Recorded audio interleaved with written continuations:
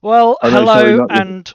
hello and welcome. This is the session 0. So this episode is going to be very chaotic compared to the actual game. For those that are joining and watching, you get to hear what goes on semi behind the scenes with the session 0, and I welcome you to our steampunk industrial wonderland, which is the city of Veridia, the city of truth.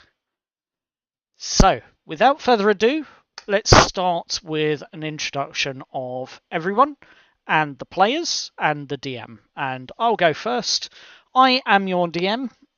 My name is Metal Kitty online on Discord, and it is through the D&D Void and myself that we bring you a cacophony of amazing one-shots that will lead into a major campaign overall. The goal of City of Veridia is to be running a rotating DM system. So it won't always be me that's running the one-shots within the city. We will be joined by other DMs such as Baby Novocaine and Sky, occasionally Omega, occasionally Carl. We will all be taking turns over time to create the cityscape as it is and to develop our own stories within the city of Veridia. So it's not your conventional 1DM, everyone runs as players and the DM basically gets absolutely destroyed by them. No, not this time. So, with that being said, I think everyone's happy with that idea. Yes. Yeah, apart from the DM part for me, that's just put me right on the spot. But yeah, I'm fine. Excellent. That's what we do here, right? Exactly. It's gonna come for us all. Oh, dear. So And I cannot wait. Yeah, that's my introduction done. Now I'm going to pick on Sky. Your turn. Of course you are. I fully expected as much. Well, hello everyone. Indeed, my name is Sky. I am a DM / very rarely a player, so very excited to be able to play in this one, alongside sort of DMing at the same time. You may find that my name crops up more than once within the D&D Void, as I have been running and do continue to run a few different games there. As for my character for City of Veridia, I am very excited. I shall be playing Virex Coil, who is a Warforged gunslinger. Doesn't tend to make friends very easily. Doesn't really see the point of them. Is much more interested in making gold and as much of it as he can. So it'll be interesting to see how he navigates through the city and what he gets up to.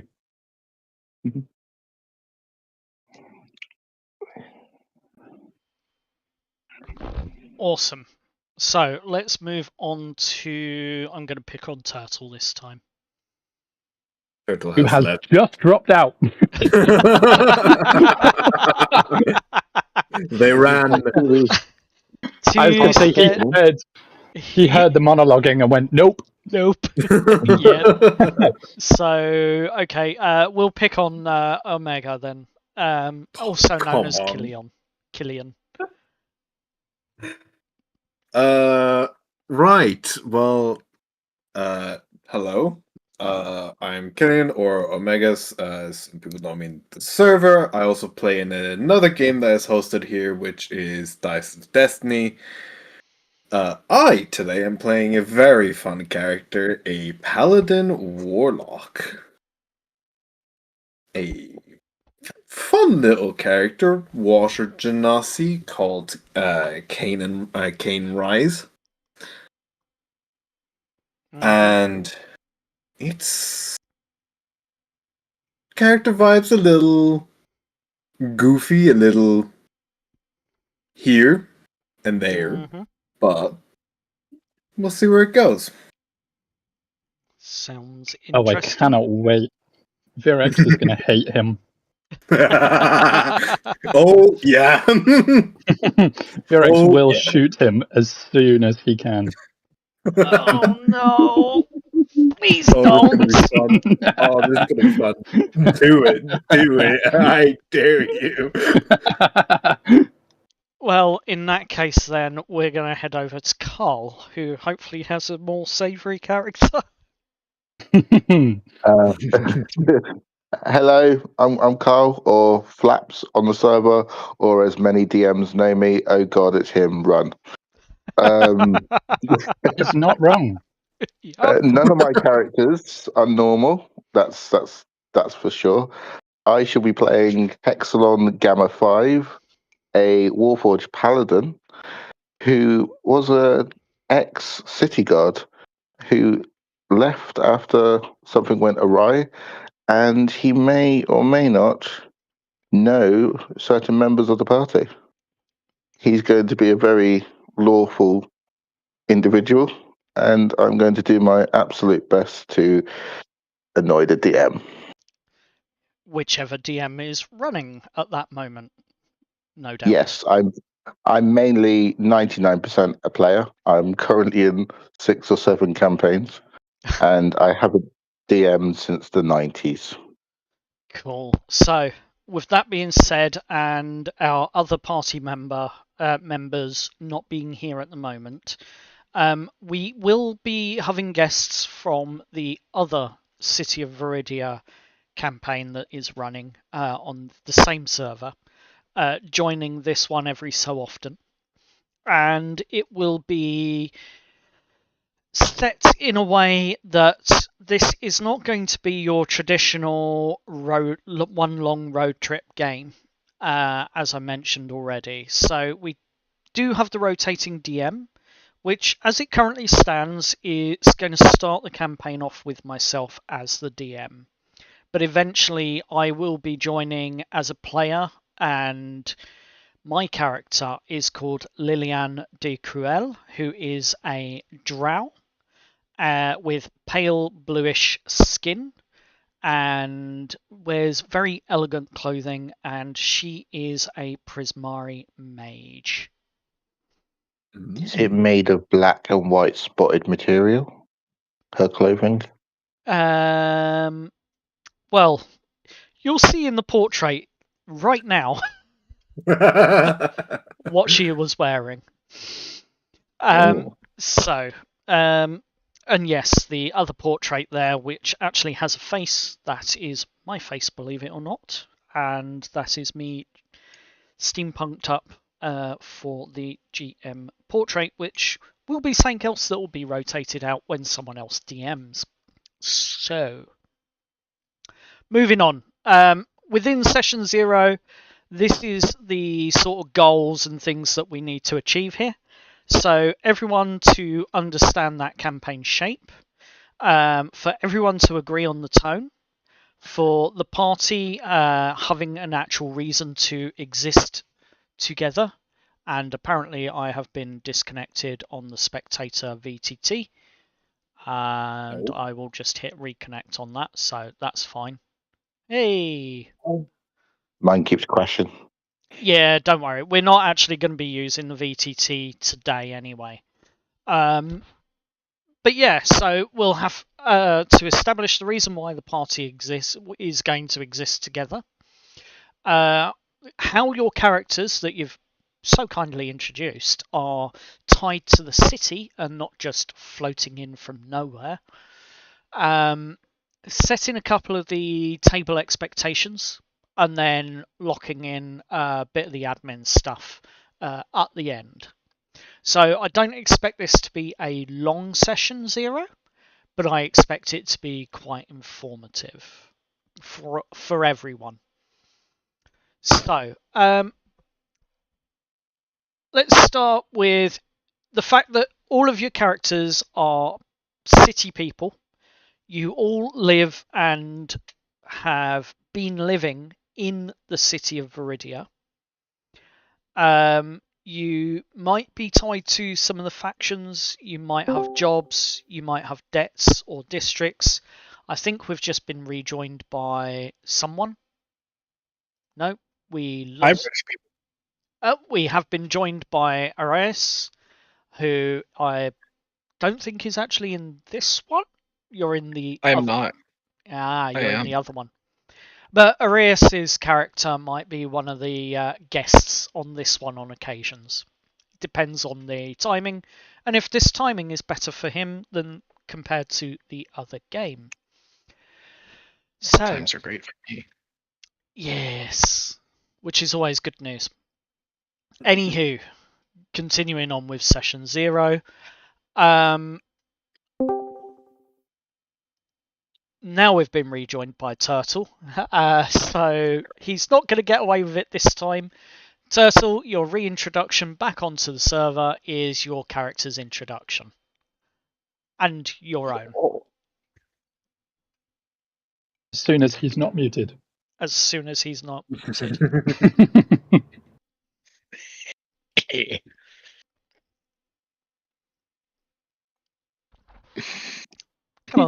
Come on, Turtle. Great introduction, dude. Peer pressure. Peer pressure. He's getting PTSD from when I ran Tomb of Annihilation and made him give a eulogy. Yep. Oh no! Oh no! Oh no! It was Literally 30 seconds into the first session, and yeah, he got a bit camera shy, bless him. Yep. I have no clue what's going on. Do I turtle join the club?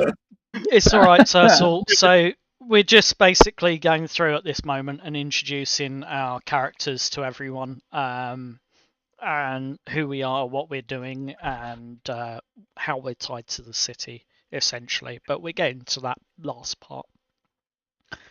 So if you want to introduce your character, that'd be awesome. Okay, well, I missed all of that then because I had lost cell signal. Just came back up. It's all good. I wouldn't worry too much.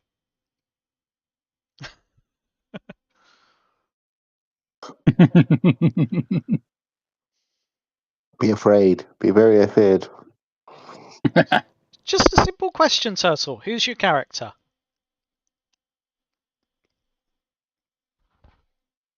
My character might have to drop out because of my signal. That's fine. He can be a semi-returning character. Yeah. Yeah. Yeah, He'll we can do just that. pop in and out of Yeah, existence as your cell signal allows. He's a time Because, traveler. yeah, this is the third time it cut on me. Yeah, if it keeps that up, I'll have to be out on this one and next run probably bring him in. Fair enough. We'll leave it at that for now then. Unless- So, let's go through with the continuing of session 0 at this point then.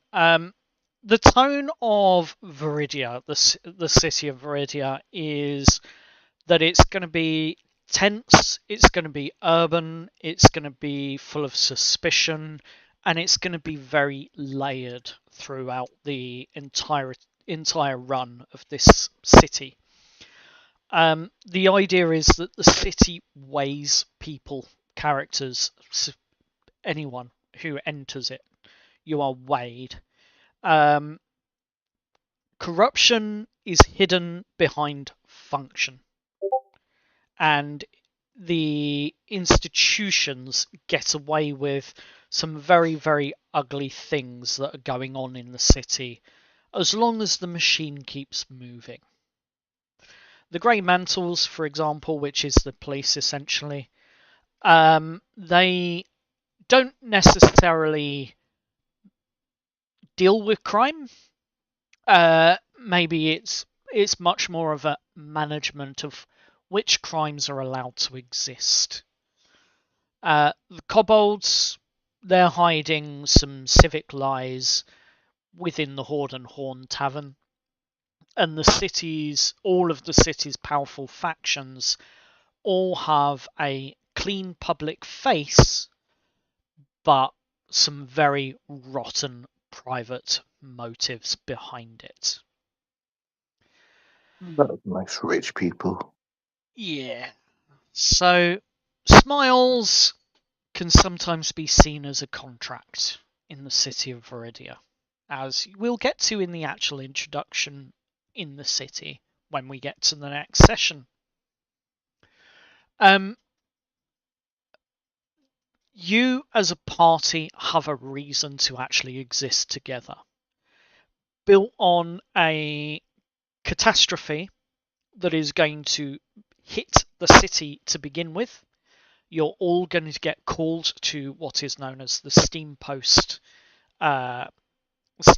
hiring center, and you will basically be given the same job to run. But how you get there will depend on where you start in the city and how your character starts in the city and what's tying them to the city itself. Excuse me. So we're going to discuss that in a little bit of detail with all of you together.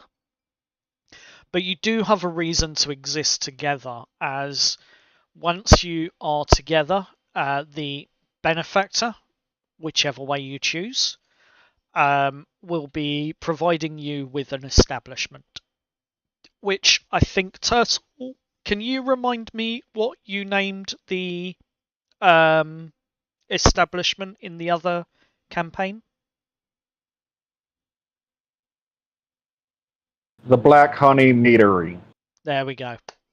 So in the other tavern, we have the Black Honey Meadery, as they've established the name for their tavern. Your tavern here in the city of Veridia is going to be on the same street, not quite the same location, but almost directly opposite the Black Honey Meadery. Oh. You have some business competition. Good to know. Indeed. And events in one will affect events in the other, and vice versa. Oh, that's going to be chaos. Oh, Is that's it gonna vice be versa fun. or vice versa? Vice versa, vice versa. Depends if you're French or English. Interesting. Days French. How the tables have turned, or how the turns have tabled. Exactly. So let's establish where your characters are, how your characters are tied to the city. You're all starting at level 3. So there's no sort of weedy introductions of your characters, that sort of thing. You've been here in the city for a while. Why or how has the city got its hooks in you? Shall we start with Carl? Yeah, you can start with me. As Hexalon Gamma 5 was actually created for the sole purpose of joining the Grey Mantles. It was his life as he knew it for quite some time, until unfortunately he was given an order during a civil riot to attack a group of individuals, but it caused confliction within his circuits because amongst the individuals were several children and women, which Hexalon didn't want to attack because he knew they were innocent. So he caused a diversion amongst his own line, which allowed the women and children to escape. And in the process, he was taken away for disobeying his direct orders because he was designed for law and order. And on his way to be dismantled, he was rescued from the carriage that was taking him to the dismantling yard by the exact same. Yep. Sorry. The dismantling yard would have been the Emberglass Foundry. Yep, the Emberglass Foundry.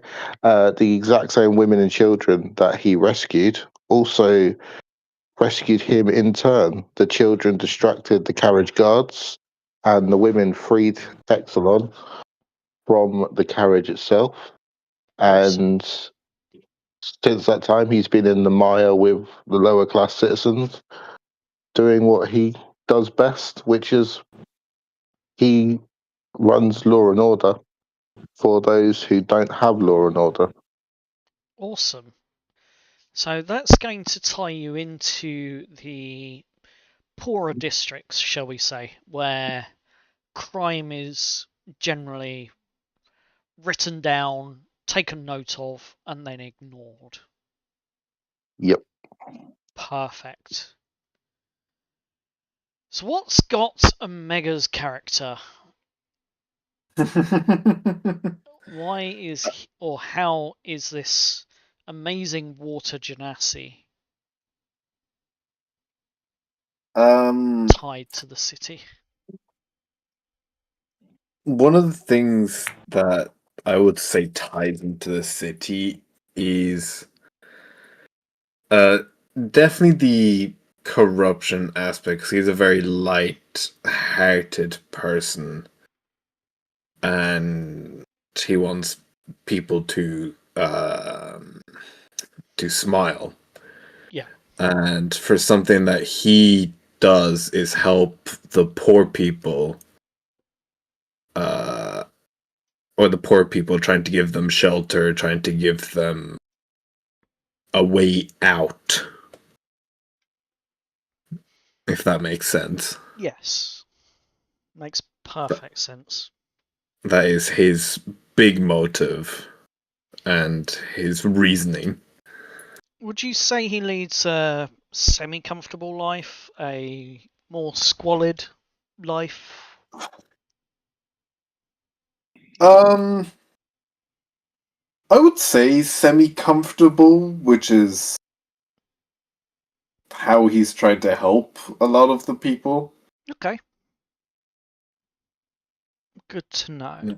So I'm going to look at what we've got, and I think there's going to be a couple of places where would be a good start for you and your character. So one of the places would be near the Philosopher's Tower, where debates in the city are held. I shall say no more on their storyline.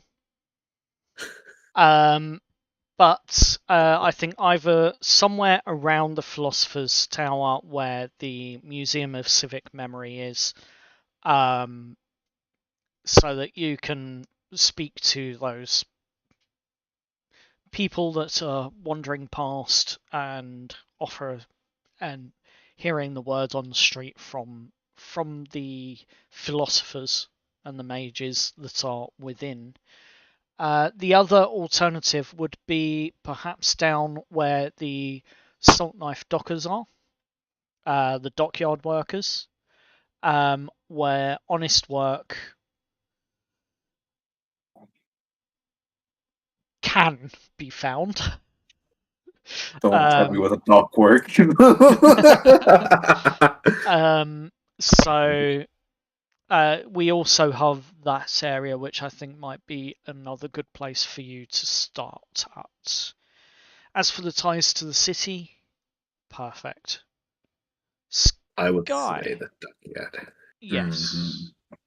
Sky. Well, Virex is the complete opposite to both of the other characters.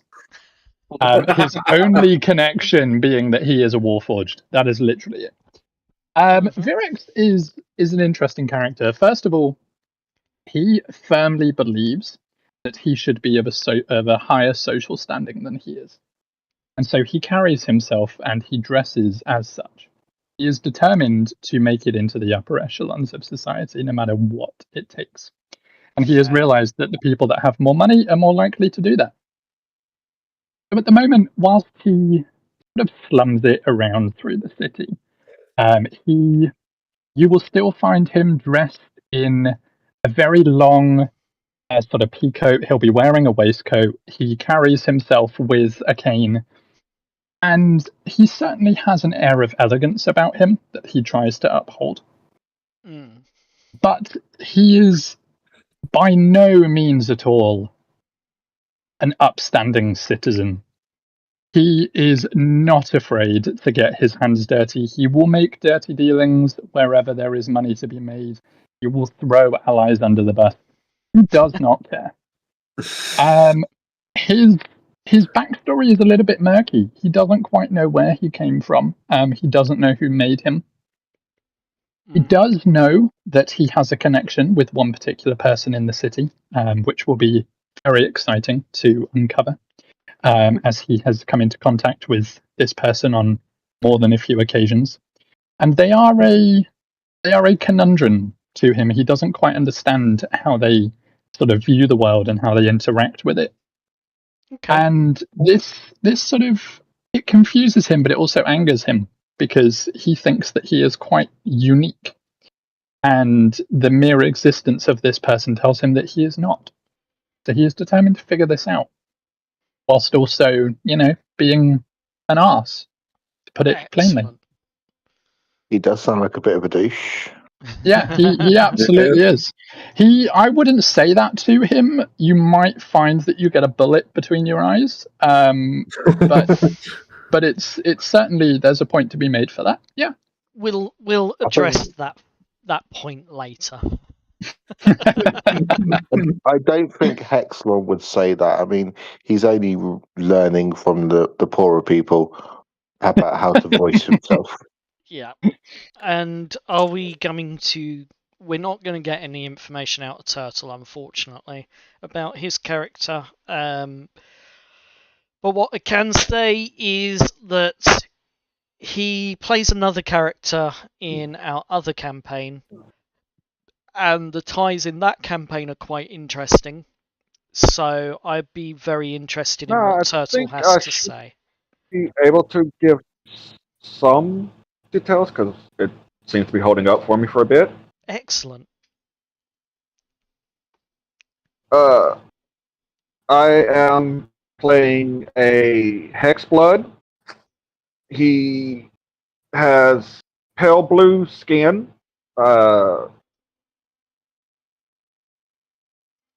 bit of amberish green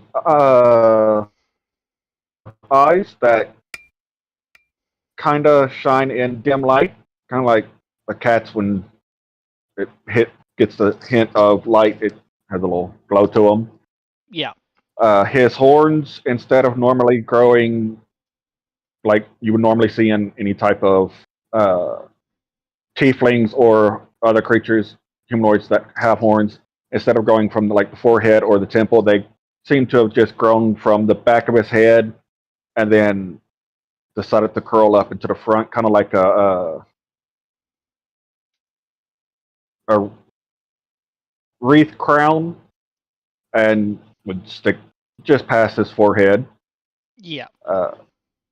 His name is Severin Hollow. He is a sorcerer of the shadow magic. Yep. And as for where he would be, it would depend on how much coin he has in his pocket. Because he is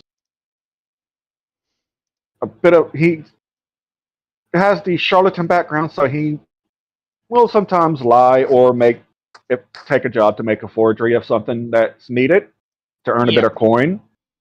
So yeah, if he's low on coin, he'll probably be in the slums. If he has a good bit of coin in his pockets, he'd probably be in a nice little tavern with some good food.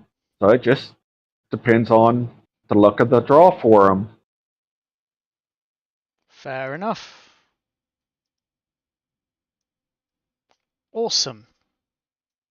So from that, it sounds like you're probably going to be hanging around the Horde and Horn Tavern area, which is one of the big plot points within the city of Veridia.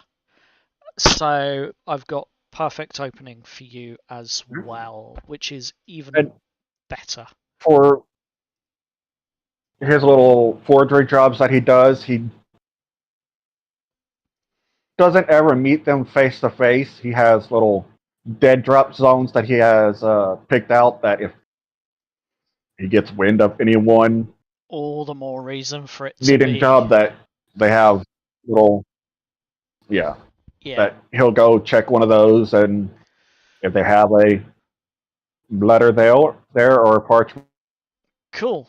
So yeah, would grab it and all the more reason for it to be in the Horde and Horn Tavern area where your character starts in the game. So from that, let's move on. Within this game, there are going to be several themes that are going to be prominent, and I've already mentioned a few of them. But this game will cover corruption, crime, a death industry, civic cover-ups, body trade and medical horror, underground conspiracies, faction coercion, class pressure, and noir violence. These are not hypothetical scenarios or scenarios that you will come across. These are going to be very, very real in-game scenarios that we're going to be covering. So, as a part of the Session Zero, one of the things that I would like to hear from you all is, do we have your consent to cover this? And are you all happy to cover these topics live? I'm fine as long as there is no children involved in any of the body horror or anything like that. Fair enough. I'm also chill with it. Yeah, fine by me. Same Cool. here. Excellent. So there was going to be Same. some subjects of children going missing, but I will make sure that that is rerouted. So it will no longer be children. Although dead bodies and things might cover things like grave robbing, that sort of thing. We will see how we go when we get there, but I will avoid the idea that I had where children were going missing in the city. At least to the extent it was going to be covered. I don't mind. I'll drop you a private message and let you know the reason. Sky knows, but I'll No. drop you I a do private indeed. message. Of course, but that's the whole reason for the Session Zero, so we can establish those boundaries. Thanks. Cool. So we've already got one hard line that's been set, which is brilliant. That's the sort of thing I'm trying to draw out of you all with this. In terms of veils and things like that, now I am aware that we have an individual on our party that is arachnophobic. And for that reason, when scenarios of that nature come to be, the audience and the party will be referring to shapes instead of the critters' names. Thank you. I love you a lot. You're very, very welcome. There are some things I have learned from Sky's TOA already. Yeah, we've experienced a few situations where that's the thing. So Yeah. Cool. I've sent you the message. Excellent. So with that being set, and I hope the table's happy with that as well, calling them shapes instead of spitters. nothing new for me. can I? What if would crawlers be acceptable? I can cope with crawlers. Just in case I accidentally forget using. Well, I'm just asking because just in case I forget shapes and No, all that would. I can cope with crawlers. Cool. Good to know. I was just making sure. If I accidentally said it, I'd probably would, and I catch myself before fully saying it. I probably would say that instead. Excellent. So other hard lines that I am going to set. There won't be any. There won't be any mention of things such as unwanted approaches and unwanted assaults. But there may be common topics throughout, such as various references to drug trade or spice trade, as it will be known as, workers of a certain nature. There will be references to corruption and coercion, which will, all of that will stay implied, but most of it will not appear on screen unless it's a direct reference to what you're attempting to resolve that session. But in terms of any activities of sexual or nature that is in terms of taking spice for your characters, most of these scenes will be a fade to black. And the reason being is simply because, well, YouTube and Spotify. That's fair enough. Mm-hmm. That makes That's sense. fair. That does make sense. So, in terms of how dark this city is going to be, in terms of the atmosphere and the tone, you can already get a sense that it's not a savoury city. It's not a place that your average person would choose to live or want to be in. But it is a dark and industrial city nonetheless. So, the power structure within the city to get you all up to speed. The Grey Mantles is basically the law, but they are compromised in some way. They protect order more than they protect justice or enact justice. They are more likely to hide a crime if it is not something that they have any interest in. They'll take a note of it and stow it away. So there is a lot of crime that will go unpunished in this city. The Horde and Horn is run by Civrix, Kobold, and the Kobolds are running the dragon protection rackets in the town through the Wormwell. Now, under the city, as far as the myths go, there is an ancient red dragon that is basically protecting this town.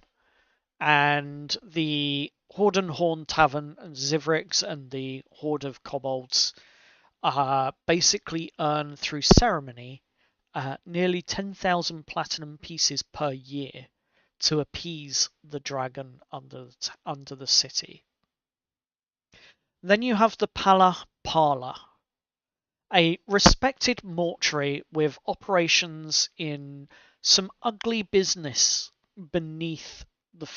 underneath the flowers that they present, the lilies and what have you, with underground tunnels leading to cemeteries and a donation every year to the medical side of the town. And not a small sum either. You then have the Philosopher's Tower and the Museum of Civic Memory, which is built on wisdom and politics and governance, whilst the Museum of Civic Memory is writing the history and recording it within the town, within the city of Veridia.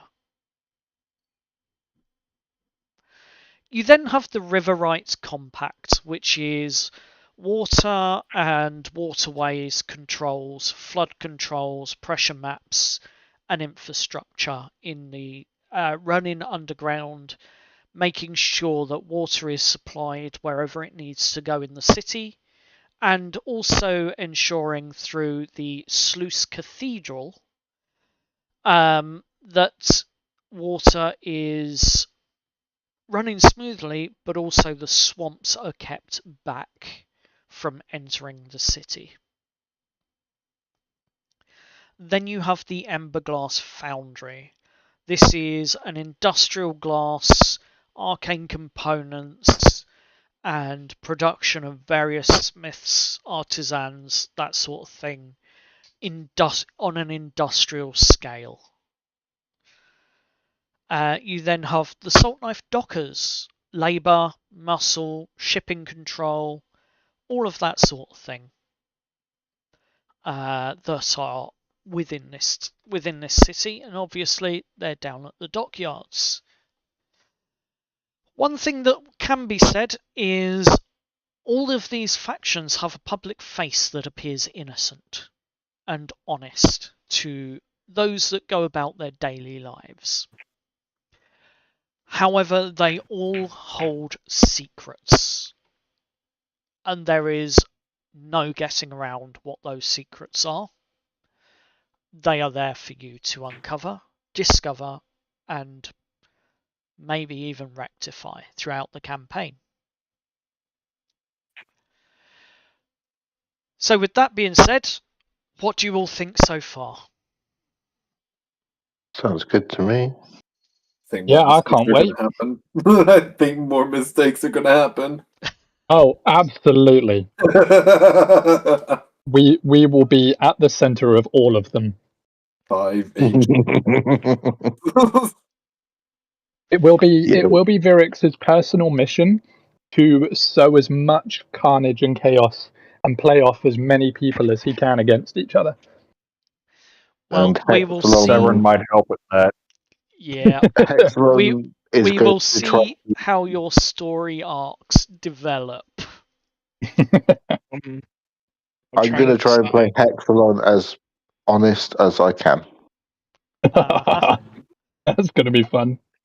Oh, I'm trying to decide if I should join Confirmed. as. Hang on.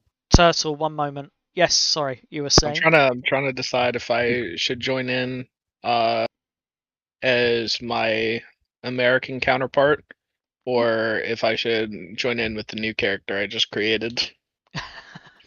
That is entirely up to you.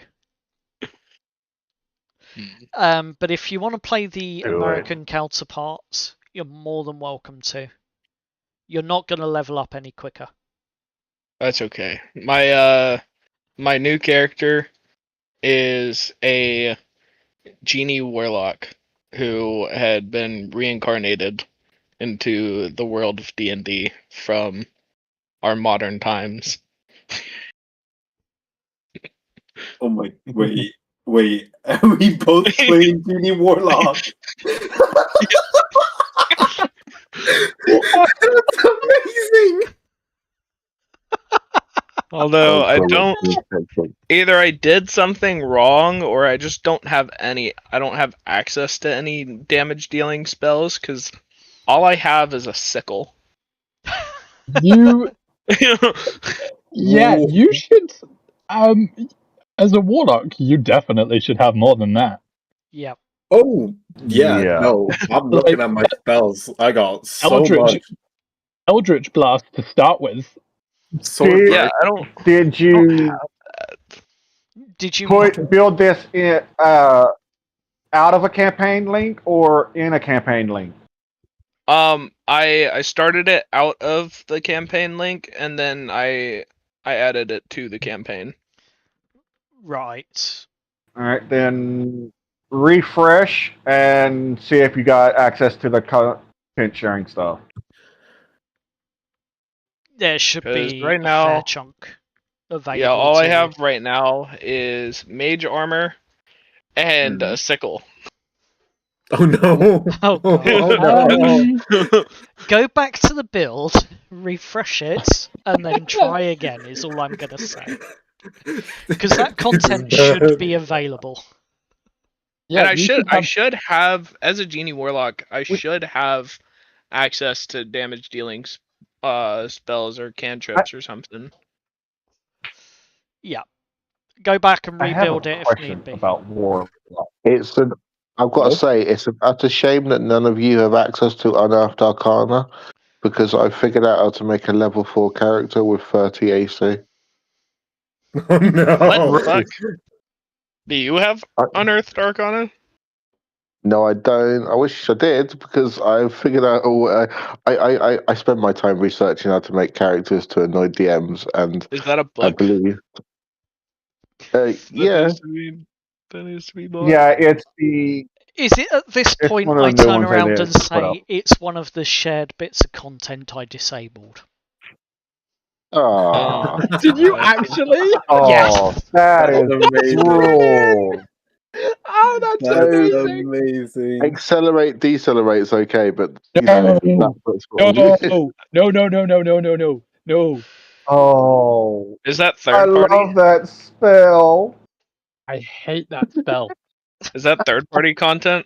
No, you What, No. Unearthed you Arcana? love it. No, Unearthed Arcana is content that's basically in beta whilst Wizards of the Coast are balancing it.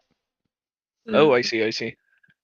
Yeah, that means the theoretical build I built might not work, but theoretically, if you did a level 4 ranger with a Hollow Warden ranger from the Unearthed Arcana, make yourself with 18 wisdom, equip half plate and a shield, the defensive fighting style, make yourself a Warforged, plus the magic initiate to learn the shield spell, you could have a Oh level 4 no. character of 30 armor class. Oh, That Wow.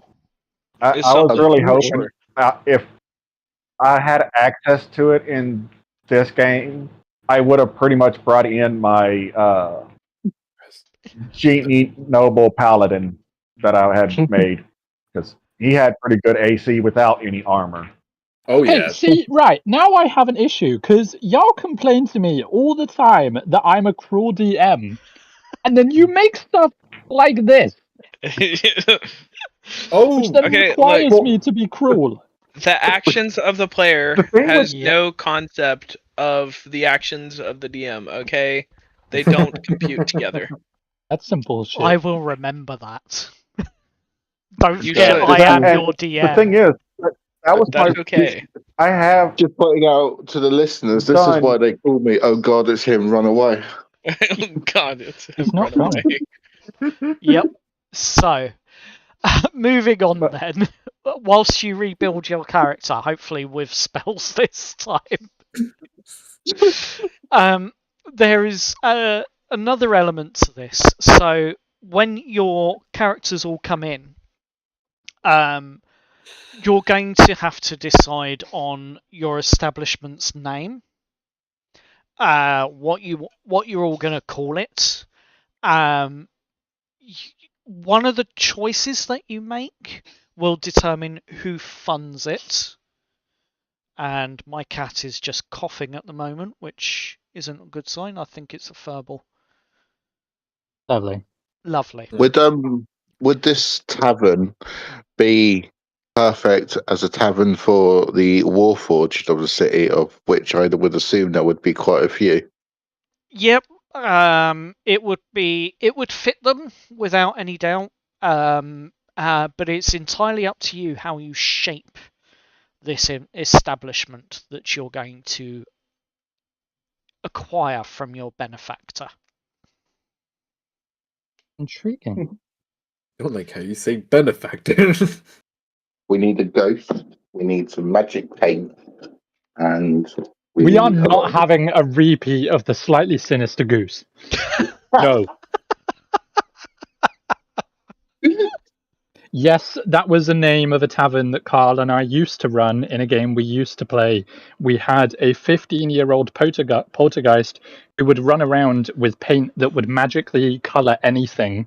And so we would decide that a wall was painted red, and he would turn around with this magical paint and turn it pink with polka dots. And he was adamant that it had to be that color. And we called it the Slightly Sinister Goose. Oh, Its symbol was a goose that was wielding a knife. Mm-hmm. That is slightly sinister. Yep. It's slightly sinister. So Yeah. it's going to be up to you to decide your establishment. It's going to be up to you to decide whether your establishment is legit, semi-legit, or dodgy but useful, etc. It's I going think to you be will come up with him. yeah. It's going to be up to you to make it your home, essentially, but it's also going to be your income at the same time. So remember that. It's the other than the benefactor who may provide you with some rewards to begin with. Earning money is going to be done through your establishment that you're given.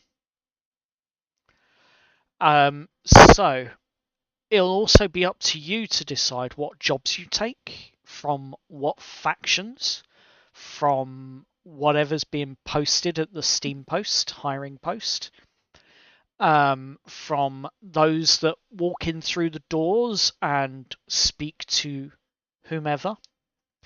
It'll be up to you to determine the public image of your establishment and your group as a whole within the city, as you make a name and a place for what you are doing, as you go through and discover what your overall goal is in the city. Whether it's to feed the corruption, whether it's to clean the city up, what you do, how you do it, is entirely up to you. But this is not going to be a game where you can go in all guns blazing, because if you did and you took out another faction entirely, there is a good chance that the power vacuum could in itself destroy the city, because of the way these factions have been built. That is the only warning I am going to give you. Oh no! Kill everyone. Got it. Yep, pretty much. I would like to suggest a name for the tavern based on something that DM just said. Oh, God. Go on. Well, the coughing cat.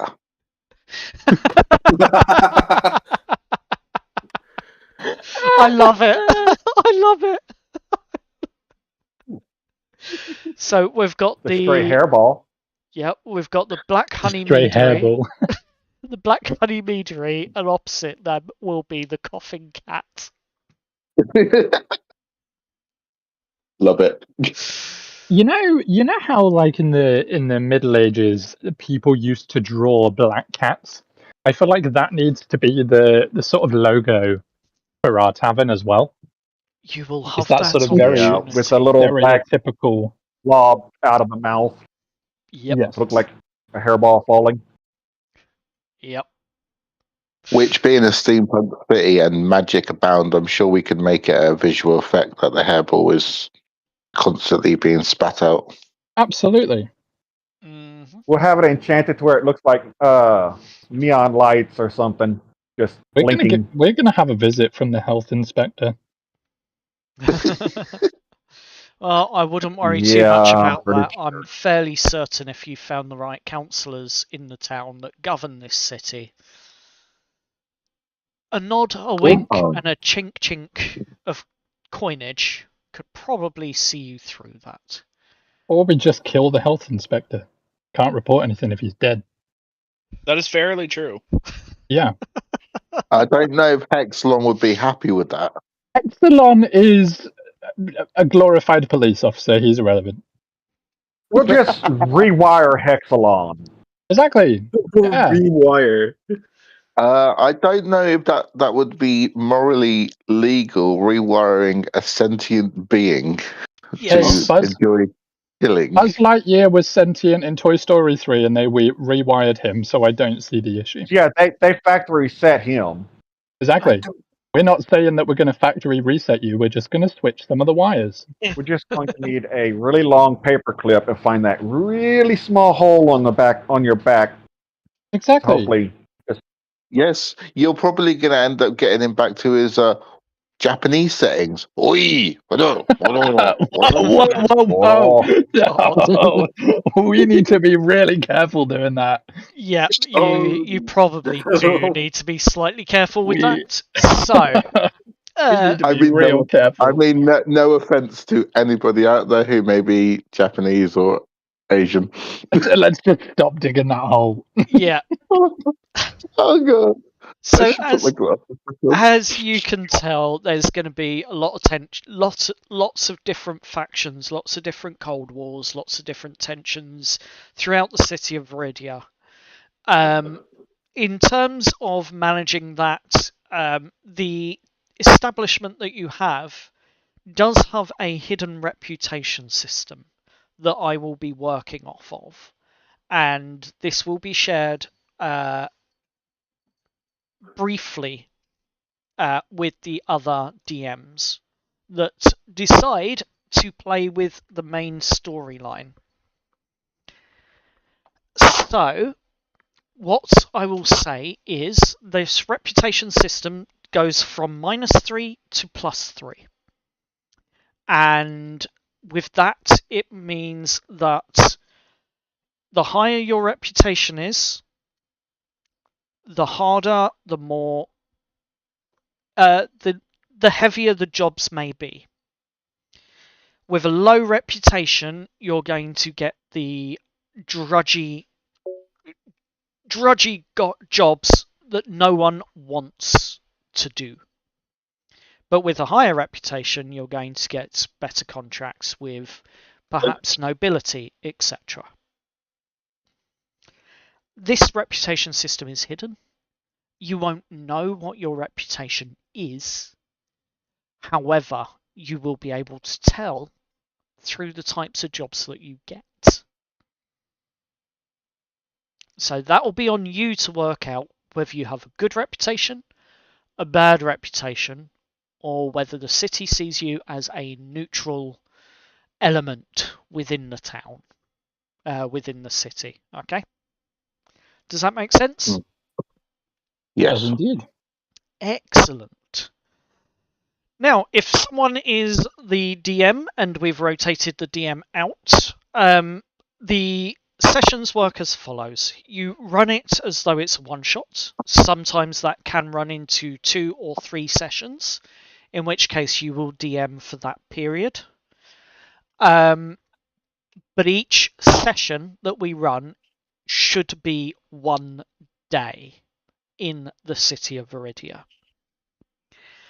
So by the end of it, either you've found a place to rest for the evening, night, whatever time it is, or you've managed to find a place to stop during the day if the campaign's going to continue with your with you DMing the next session afterwards. So it's got to be at a reasonable place where the game can be finished that day. So in the previous, in the other campaign, generally speaking, you'll be stopping or finishing the day perhaps at your establishment, or if you're running a night heist, for example, you might finish in the morning at the establishment, having come back from whatever heist you've been doing. Just one suggestion, but if you're out on the field and the session comes to an end because we run out of time, then it has to be in a safe place where the characters can pick up from, not leaving it on a cliffhanger. Oh, you're about to get into combat. As much as that is great for getting our audience back the next week, it's not good if there is a situation where we need to switch out the DM the following week because, say, someone has a family emergency, just as an example. So at the end of each session, if you are the DM, try and leave the characters in a safe place where a sidetracked mission can happen if need be. Okay? We all cool with that? Mm-hmm. Yeah. Good. I'll go with that. Perfect. Another one is if you are the DM, right at the beginning of the session, you are going to make up an excuse as to why your character is not with the party.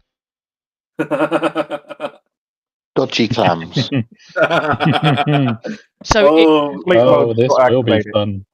So it could be I got drunk, I made a fool of myself, and I was arrested, and I've spent the night in jail, and no one's paid the bail, so I'm going to be stuck here for another 24 hours. Or it could be I have an upset stomach. My character has an upset stomach and is going to basically stay in bed all day. Nothing happens with your character during that session.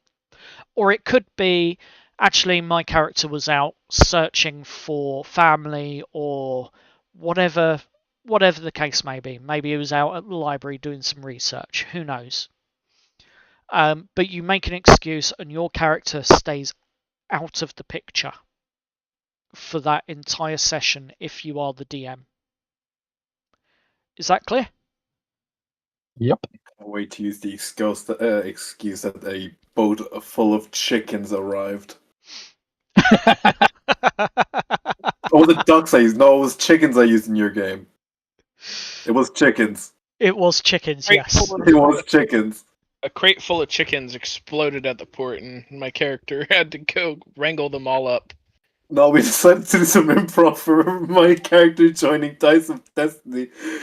Mel told me, make something up on the spot to catch me off guard. Alright, boat full of chickens. Yep. That'll do it, to be fair. I feel like as a DM, that would be the one time where my brain would literally have the buffering symbol for just a few seconds while I catch up with what I've just heard. So, how did I deal with that improv when you said it? Omega? Oh, sorry, my How did I sorry, deal with girlfriend. how did I deal with the improv when you came up with it though? That it was funny. It was a minute of silence. You caught yourself and go back into character, but there,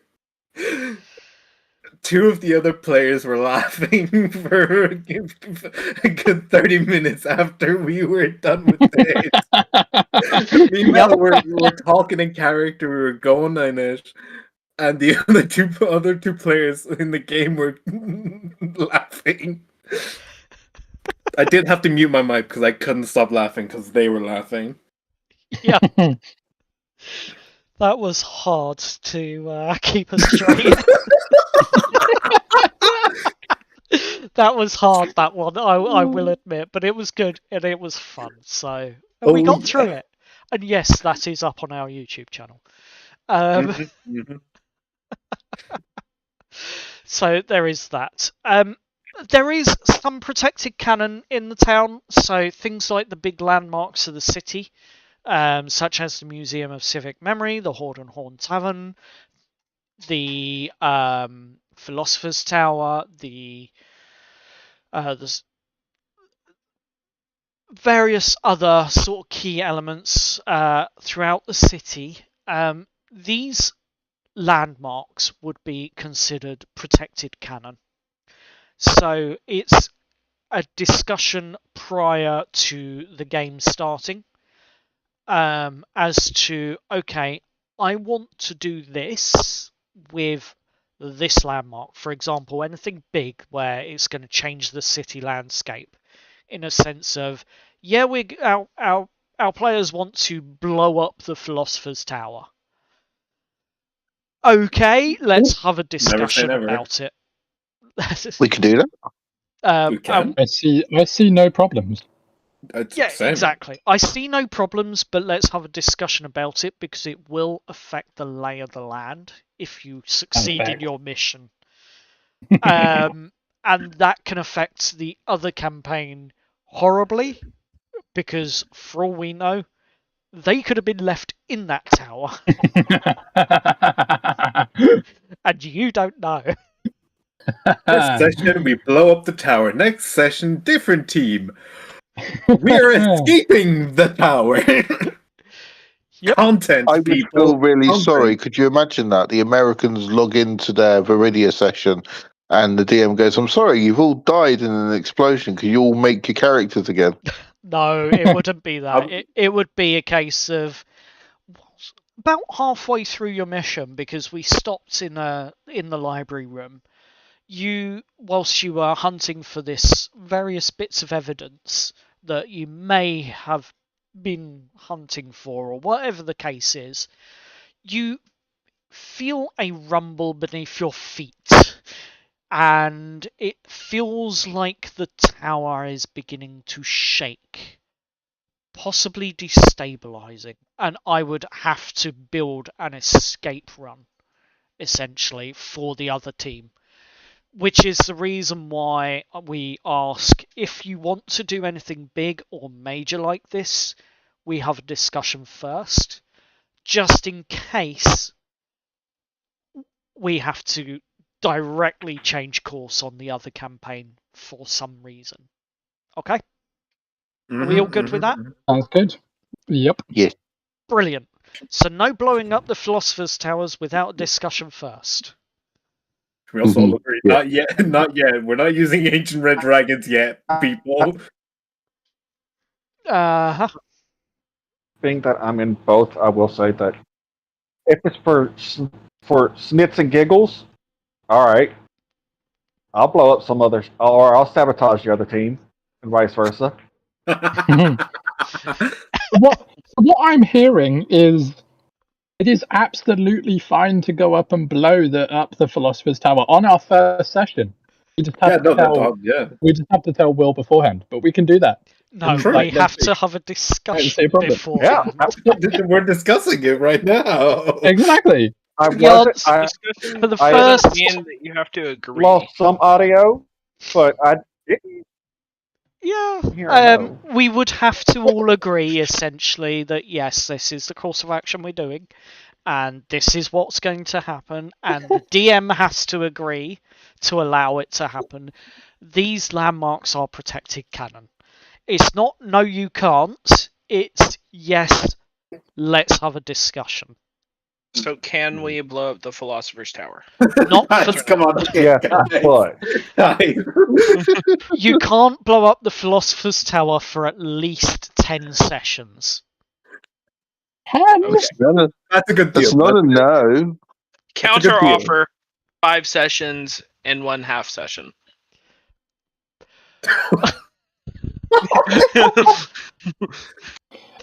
Well, have you not established that Arias will find a way to blow up or destroy anything that we as a DM put in front of him? Oh no, Need I I'm fully remind aware you? of this. I am Or fully completely aware of this. found a dungeon crawl. I have found a way to make up for my lack of magic. My How character. do you still I have don't a lack know. of magic, my guy? I don't- You are a spellcaster.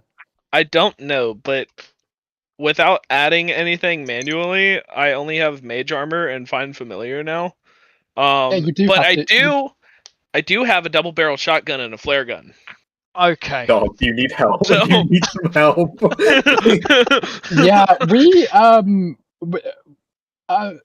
okay, on your first page where you added your class, did you go to the tab that says spells? I did not. Oh my! Other than to look at it. Well, because I That don't know how might many help. spells I don't know how many spells I'm like allowed to have. It tells It you. will tell you. Oh, it does. It tells Okay, you never in mind. D&D Beyond. Yes, Never it mind, does. On the I'm section a- where Yeah, you you clicked should get- Warlock, I'm an American, okay? I don't read. clearly. Oh my god. I'm No not saying comment. anything there. Absolutely no comment. I skim. I don't would read comment, either, and but I'll agree. I skim. Oh my Right, my goodness. God. so other things that I will say so, yeah. regarding the session 0. Magic items are going to mostly stay minor or utility, unless it's a campaign plot hook. Big ticket items will require a table buy-in. So, and this is an extreme, and no, you're not going to find this. If it was something like the Hand of Vecna, the entire table would need to be behind it. We're not doing big ticket magic items. This is a steampunk industrial style city. Magic is more wielded through artificers rather than mages, although there are water genasi and several other genie types, warlocks and things.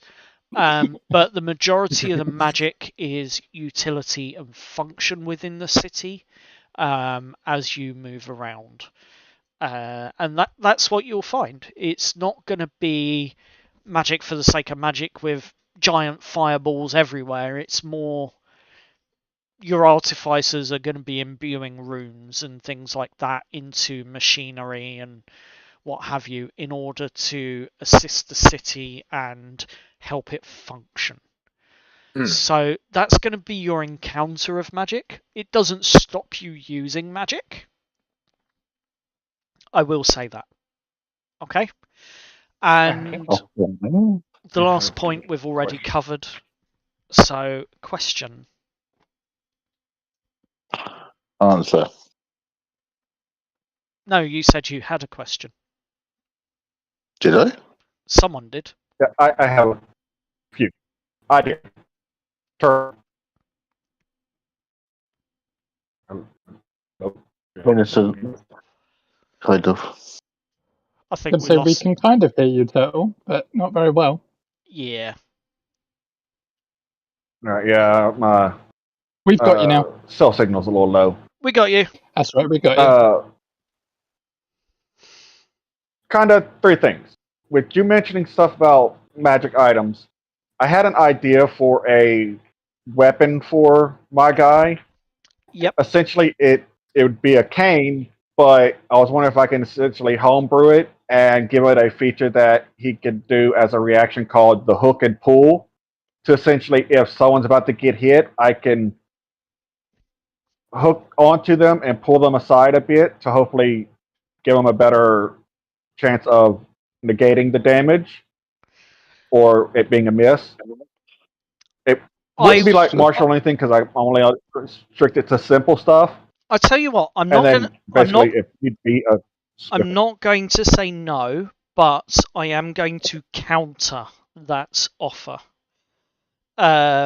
So what I'm going to suggest instead is rather than it being a magical item or something like that, if someone is within 5 foot of you and you've got your cane and they basically get a crit or they get critted against, and only in that scenario you can use it as a reaction to essentially run a dexterity for the person getting critted to run a dexterity check.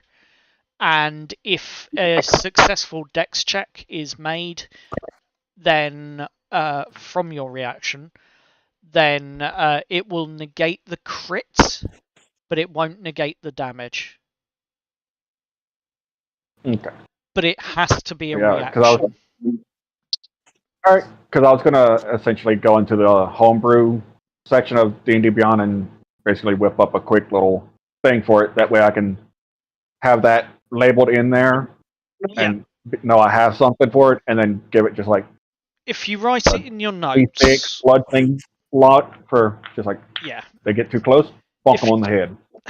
If you write it in your notes, that'll be fine, but it will cost your reaction, and Okay. the person that is basically being pulled to one side with the hook of your cane will have to make a dexterity check to see if they are successfully pulled out the way or not. Alright. And being that it would be Kane, I figured it'd probably be like within 5 feet of me or something. Yeah, within 5 feet. Uh, but only against crits. Being that he has the charlatan background, what type of forgeries would I be able to get away with, and what would be off limit? What type of forgeries? Well, that's for your character to work out. Well, I didn't want to be like, okay, well, he's going to try to make like the king's signature with the seal to get anything he wanted out of it. Stuff like that. I figured it'd be like within reason, so I figured just do a quick check to. I mean, that's going to be That's going to be a task set in time and with various ability checks. Okay. Is all I'm going to And- say. Being that I am a shadow sorcerer, Yes, am I going to have issues with the lamps? potentially. And can I put them out if need be?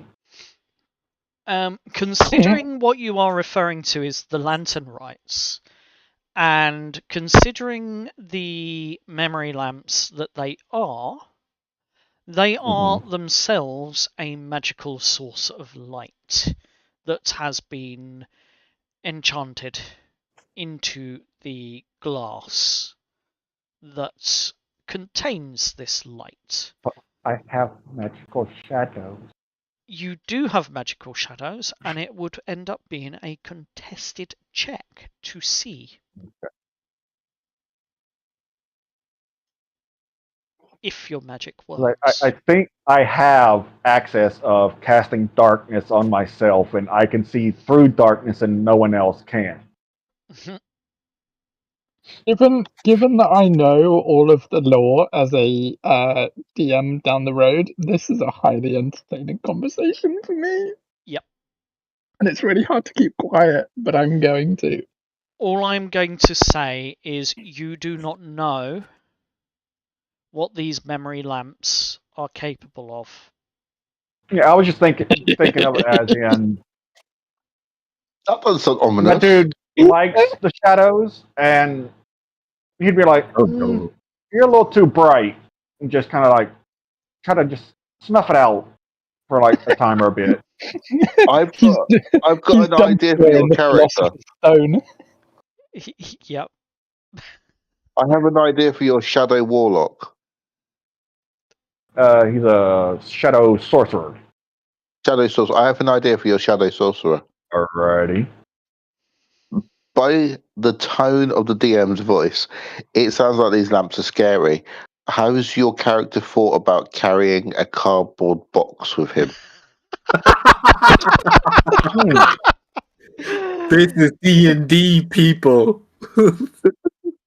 Sky, do you want to reveal the truth on these lamps I or could not? probably do that, and I'll just have it You know paint what? it to look like walls and such.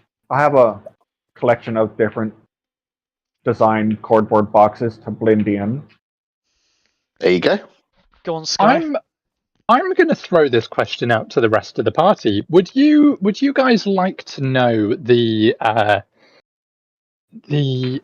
actual role of the lamps in the city of Veridia? Or would you like it to be kept a secret for you guys to find out later down the line? Would my character, as a former city guard, know the secret? I don't think so. No. No, especially seeing as you are an excommunicated city guard. Yes, I'm excommunicated. I have a guess, but I kind of dread saying it because it would be really fucked up if it was correct. I mean, go ahead and say it, and we will tell you if it's correct. Pulling or blending in a false Hydra? No. No. That Okay, was the good. question. Although that's a good yeah. idea, and I like that idea, and that might be the focal point of some of my one-shots later down the line. So thank you for reminding me that false hydras exist, because ironically, I forgot they were a thing. Really? Yeah. Yep. So I thank you think for I that. would like it to be revealed eventually. I apologize to anyone who plays with me in those games. You're forgiven. I should have kept my mouth shut. Does anyone else? In that case, What was oh the yeah, question? go on. I was just going to say, question does is, anyone else want to have a guess, or do you want it revealed?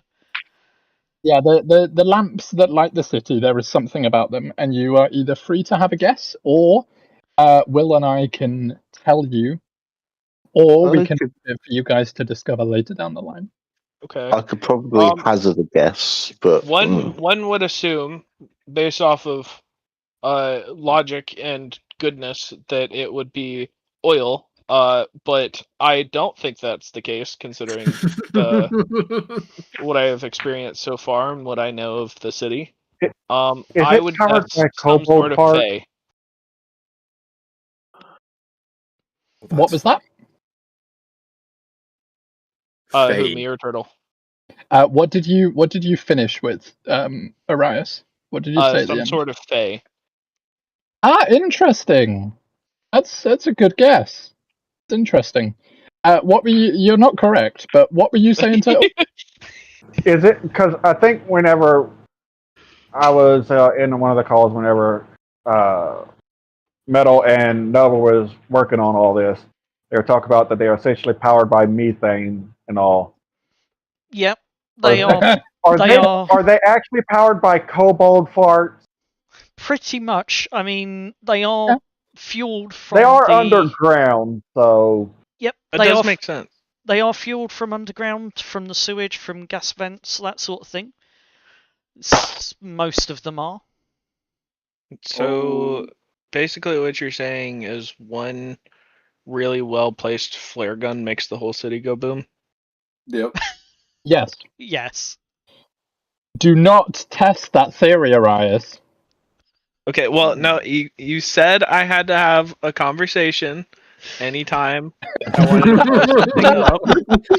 So what I'm hearing, So- guys, and for you listeners who might be watching, our dearly beloved Arias just wants to blow up the entire city before the campaign even starts, and then we'll Good. just turn it into a post-apocalyptic nuclear campaign.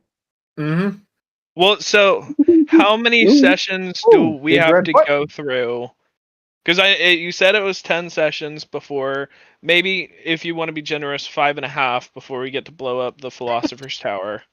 How many sessions Want to before be I get to blow up the generous? city? I feel like if we're saying it's at a minimum 5.5, but preferably 10, then it's got to be about 50 to blow up the entire city. Yeah, give or take.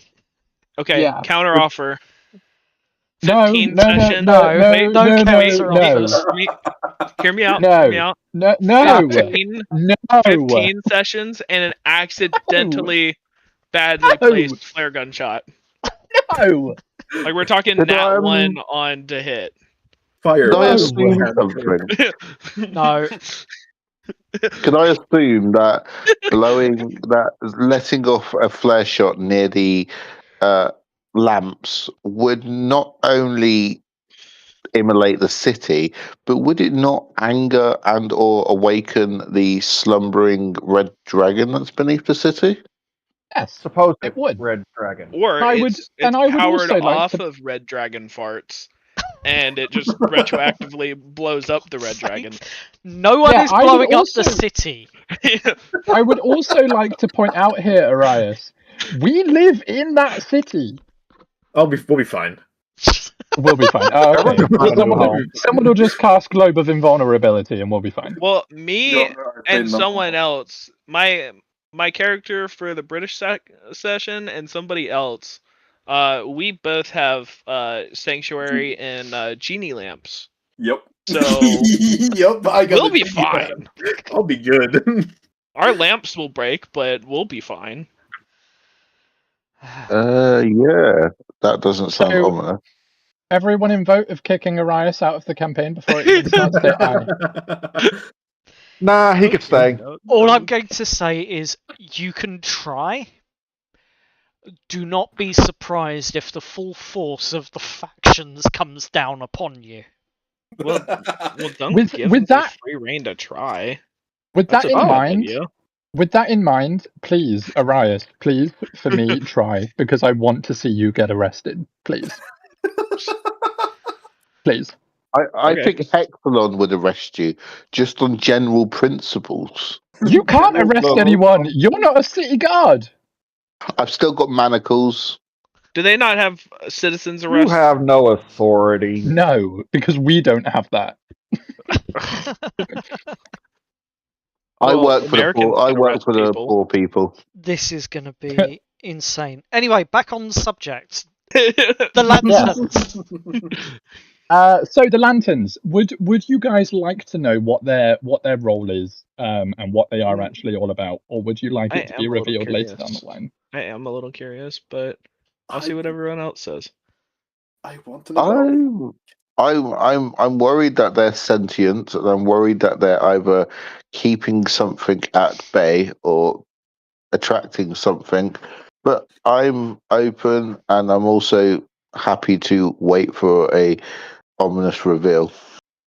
Okay. Turtle. I'm game with waiting. Okay. Okay. We will hold off in that case. If you guys are all okay with waiting, then we will hold off. It will certainly be quite an awesome reveal. I am very excited. Mm-hmm. Yep. Was anything- I did have a question, and now I've forgotten what it was. Oh, go on, Sky. It's on the tip of my tongue. Spit it out, man. Probably a Spit is hairball. required. The coughing cat. Every drink with a thermal guaranteed. Yup. Yup, All right. Come for the drinks, stay for the balls. I have a question. With this, are we allowed to hire NPCs to work at the taverns? Yes. Absolutely. We got to get a tabaxi barkeep then. Absolutely. And we need a lusty Argonian maid. Yeah. You know what? If we have a lusty Argonian barmaid, then we also need an ex-adventurer who took an arrow to the knee. Exactly. Yep. Exactly. And he's got to have a bit of a sweet roll addiction.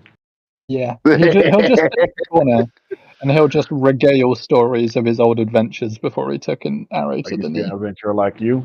So I took I an want to arrow know to the knee. how he took an arrow to the knee, quite frankly. But he got shot. It's Well, yeah, but like how? That's- What were the circumstances revolving him getting shot? For the audience, He was wandering. He was on patrol, and just outside the town, a newly partly trained hunter was hunting a rabbit.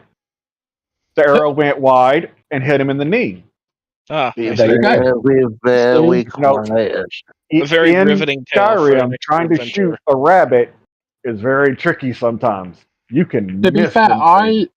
I kind of went a different way, and that was that he shacked up with an orc's wife, and the orc got pissed off and shot him in the knee as Well, revenge. no, I if was it, just if it was an assuming orc, Sky's he character would, shot him. it would have just flat out killed him. right. I mean, not so necessarily. just for the audience's sake here, this is session 0, and I think the DMs have already lost control. Yep. I'm quietly listening to this chaos, plotting what I'm doing for my stuff. Perfect. It's only because I'm Metal- here. Did you expect anything else? Nope. Yep. I expected Exactly. chaos. Exactly. I claim 100% responsibility for the chaos. No. You have to share at least 50 of that with Arias. Okay. Okay, I'll do go. it this way. Excellent. You get to pay Metal back for some of the shenanigans we get talked into doing for Tomb of Annihilation. Yeah, but Metal doesn't do anything in Tomb of Annihilation that's chaotic. That's all Arias and Charlie. Yeah, it is literally all me. Fair, wait, fair and enough. Wesley. I honestly Right. wouldn't even say it's Charlie. I think it's really all just me. Yeah, who Oh, it's released all the also a dinosaurs? combined. Oh yeah, she thing. did. That is true. She did. Yeah. Release all the Let's- dinosaurs. Yeah. Charlie let I all did those forget about that. dinosaurs out. Richard Okay, just well- stood there Spoilers. in shock. Spoilers. Definitely- Come on. Spoilers. It's Sorry, fine. sweetie. Definitely wasn't all Charlie. There was somebody else. Had to get a Spoilers Doctor is all Who I'm going reference to in. say. It's on that one. Let's let the audience watch that as well when it's released. No, it's You just say it's a a free minor sneak peek. plug. Yeah. Minor Talking of minor My bugs, character's innocent in that campaign. for once. It's so true. He's wearing the So- blue coat so- and the red hat. Yes, Sky. What bit of information are we revealing any more information today, or We can reveal a little bit of information. Early game stuff only though. But Right. before we do that, let me go over a couple of other little bits. Yes, we've got the guild rep. We're keeping it simple, but at the same time, +3 to -3. So there are 3 rating scales on this. There's object achieved, which is your +1, hindered, which is -1, and then there is complication, which basically a new problem's been added to the problem you were already trying to resolve, and no points are added to your reputation for that. Higher rep Oops, means speaking of wrong easier guy. access, cheaper bribes, better rumours. A Ooh. lower rep means more heat, warrants, bad prices, and nastier jobs. So just remember that, even though that reputation is hidden from you, there will be clues as to what your reputation is in that city. Okay. And Oh. for the other points that I need to sort of quickly state out, you've all sort of kind of given me your starting areas and what have you, and we'll go over that in a little bit more detail outside of this. The City Watch, sorry, the Grey Mantle Constabulary, I should say. They have the 3-bell emergency system. So there's the first bell, which is basically a child's gone missing. So this is what I was saying from earlier, that there was and is a story in there with children disappearing slowly throughout the town. I'm not going to run the original storyline because of what's been mentioned. However, I'm still going to run the storyline, but it's going to have a different spec to it. So it won't be horrible. It'll just be not so nice instead. I hope that's okay. So there's one bell. When the bell tolls 1 from the Grey Mantle, it's like the child's gone missing. When you hear 2 bells, it means there's a fire in the town somewhere. And when you hear the 3 bells, it basically is this city's on lockdown. Shut and lock your doors. Stay inside. You do not want to know what's happening. But your party's going to be working through those, essentially. So, although it may not mean much to you as a party, it will change the atmosphere and the tone of which the city is in and portrays to you as players. The Steam Post is a neutral ground. No faction likes them, but at the same time, no faction wants it gone, because it is the only place where neutral ground at the moment currently resides in the city, where jobs can be given. It's a hiring post essentially, but it is the only neutral place free of the majority of the corruption in the town. Not to say there aren't corrupt jobs that go through it, but it is relatively free of the corruption in who's running it. So it is a neutral ground, the Steam Post hiring, the hiring halls at the Steam Post. So we've got that, and that's essentially where your characters will end up after the introductions in session 1. So rotating DM, I'll stay on for a little bit, and then Sky's going to come in, and then we'll be back and forth between us.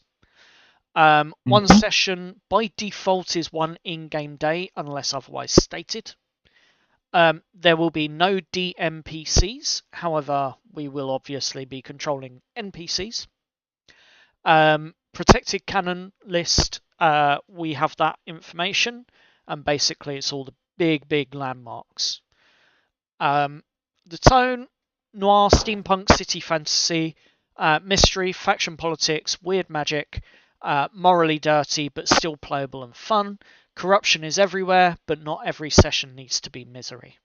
Okay. Guild and factions and that sort of thing. One shared public face, as it were, for your party that you will be establishing, and that will be within your establishment. Jobs will come through the Steam Post hiring hall or directly to yourselves within your establishment if you manage to establish a reputation that precedes you.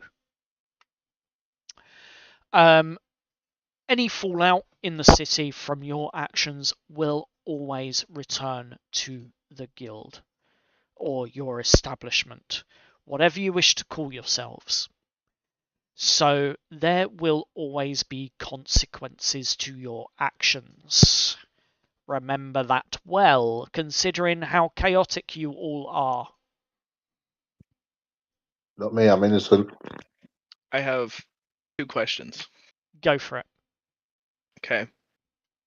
If there's, for the consequences bit, Yes. if there is an action that can be taken to avoid or obscure the knowledge that you are a part of the chaos, then that will I be assume taken into consideration.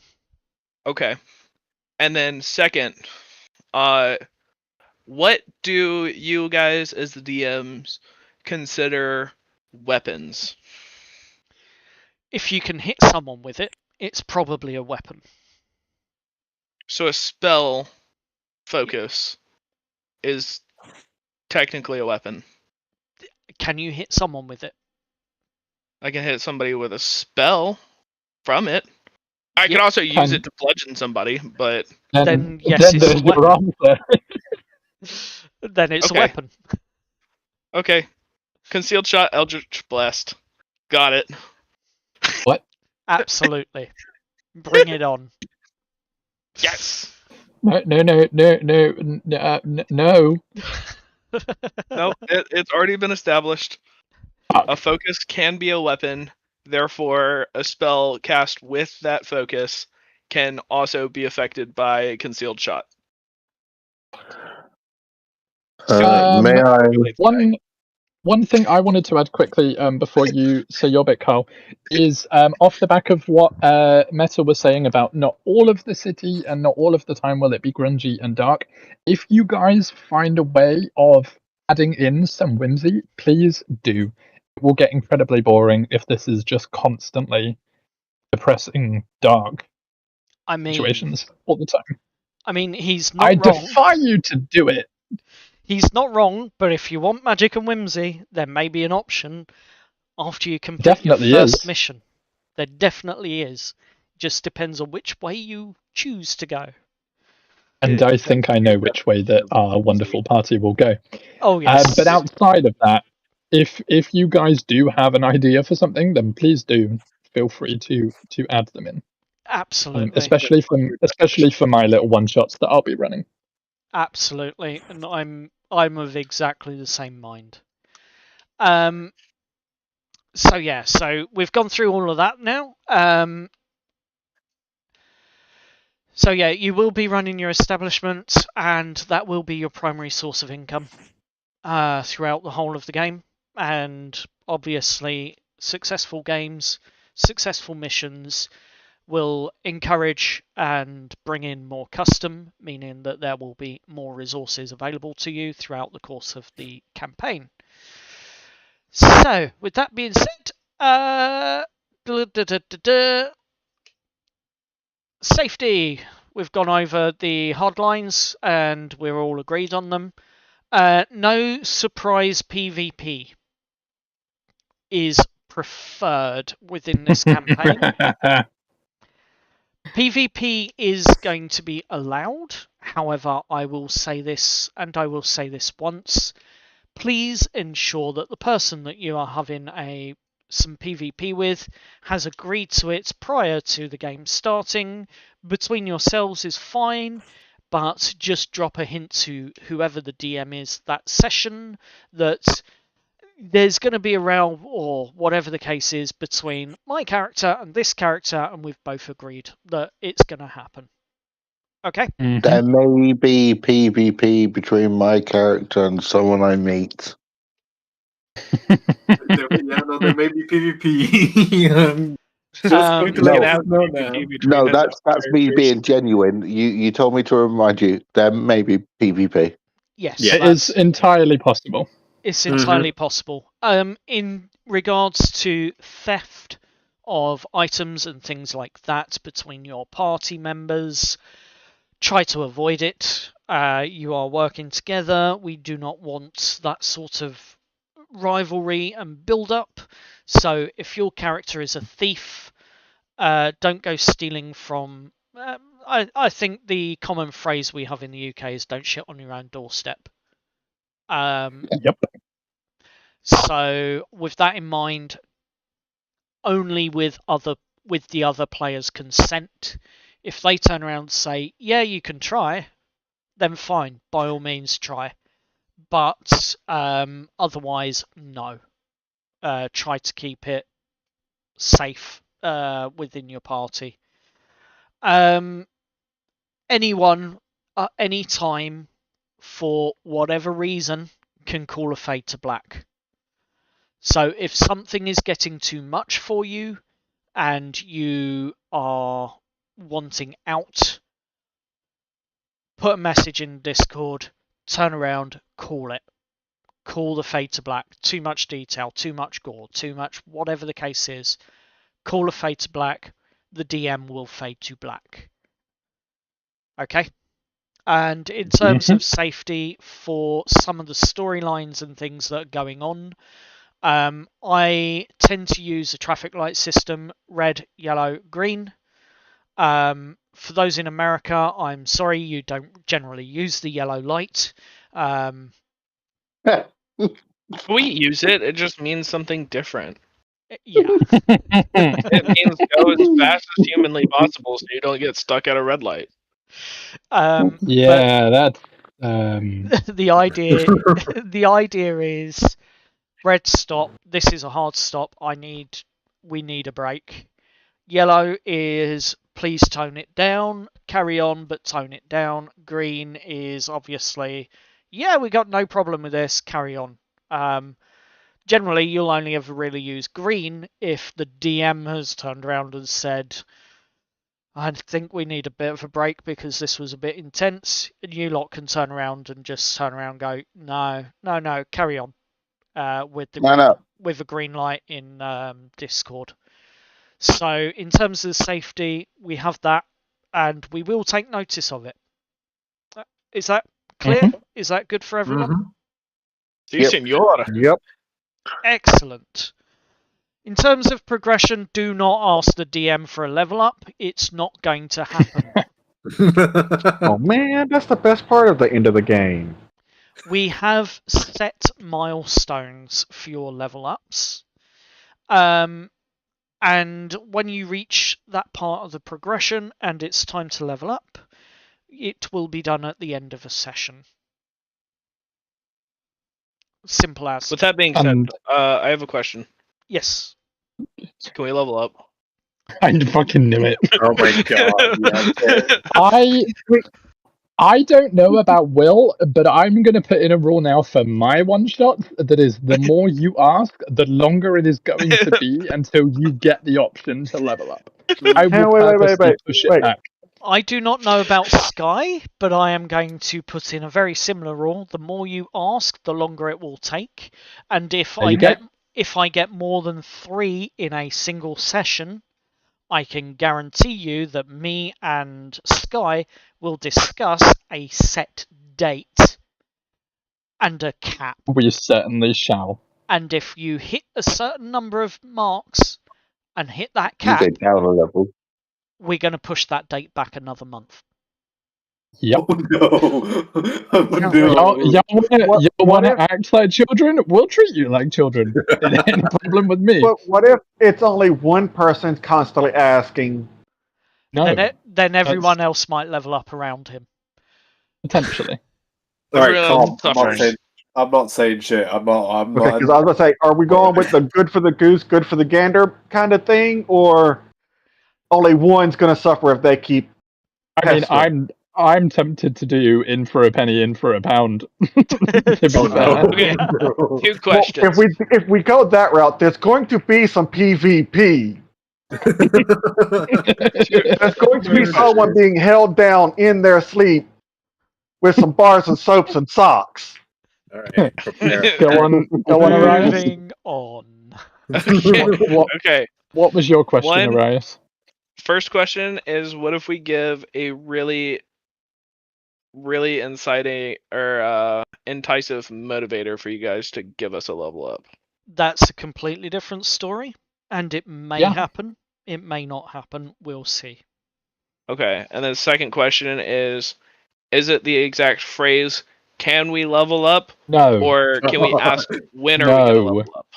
no. That is my answer. No.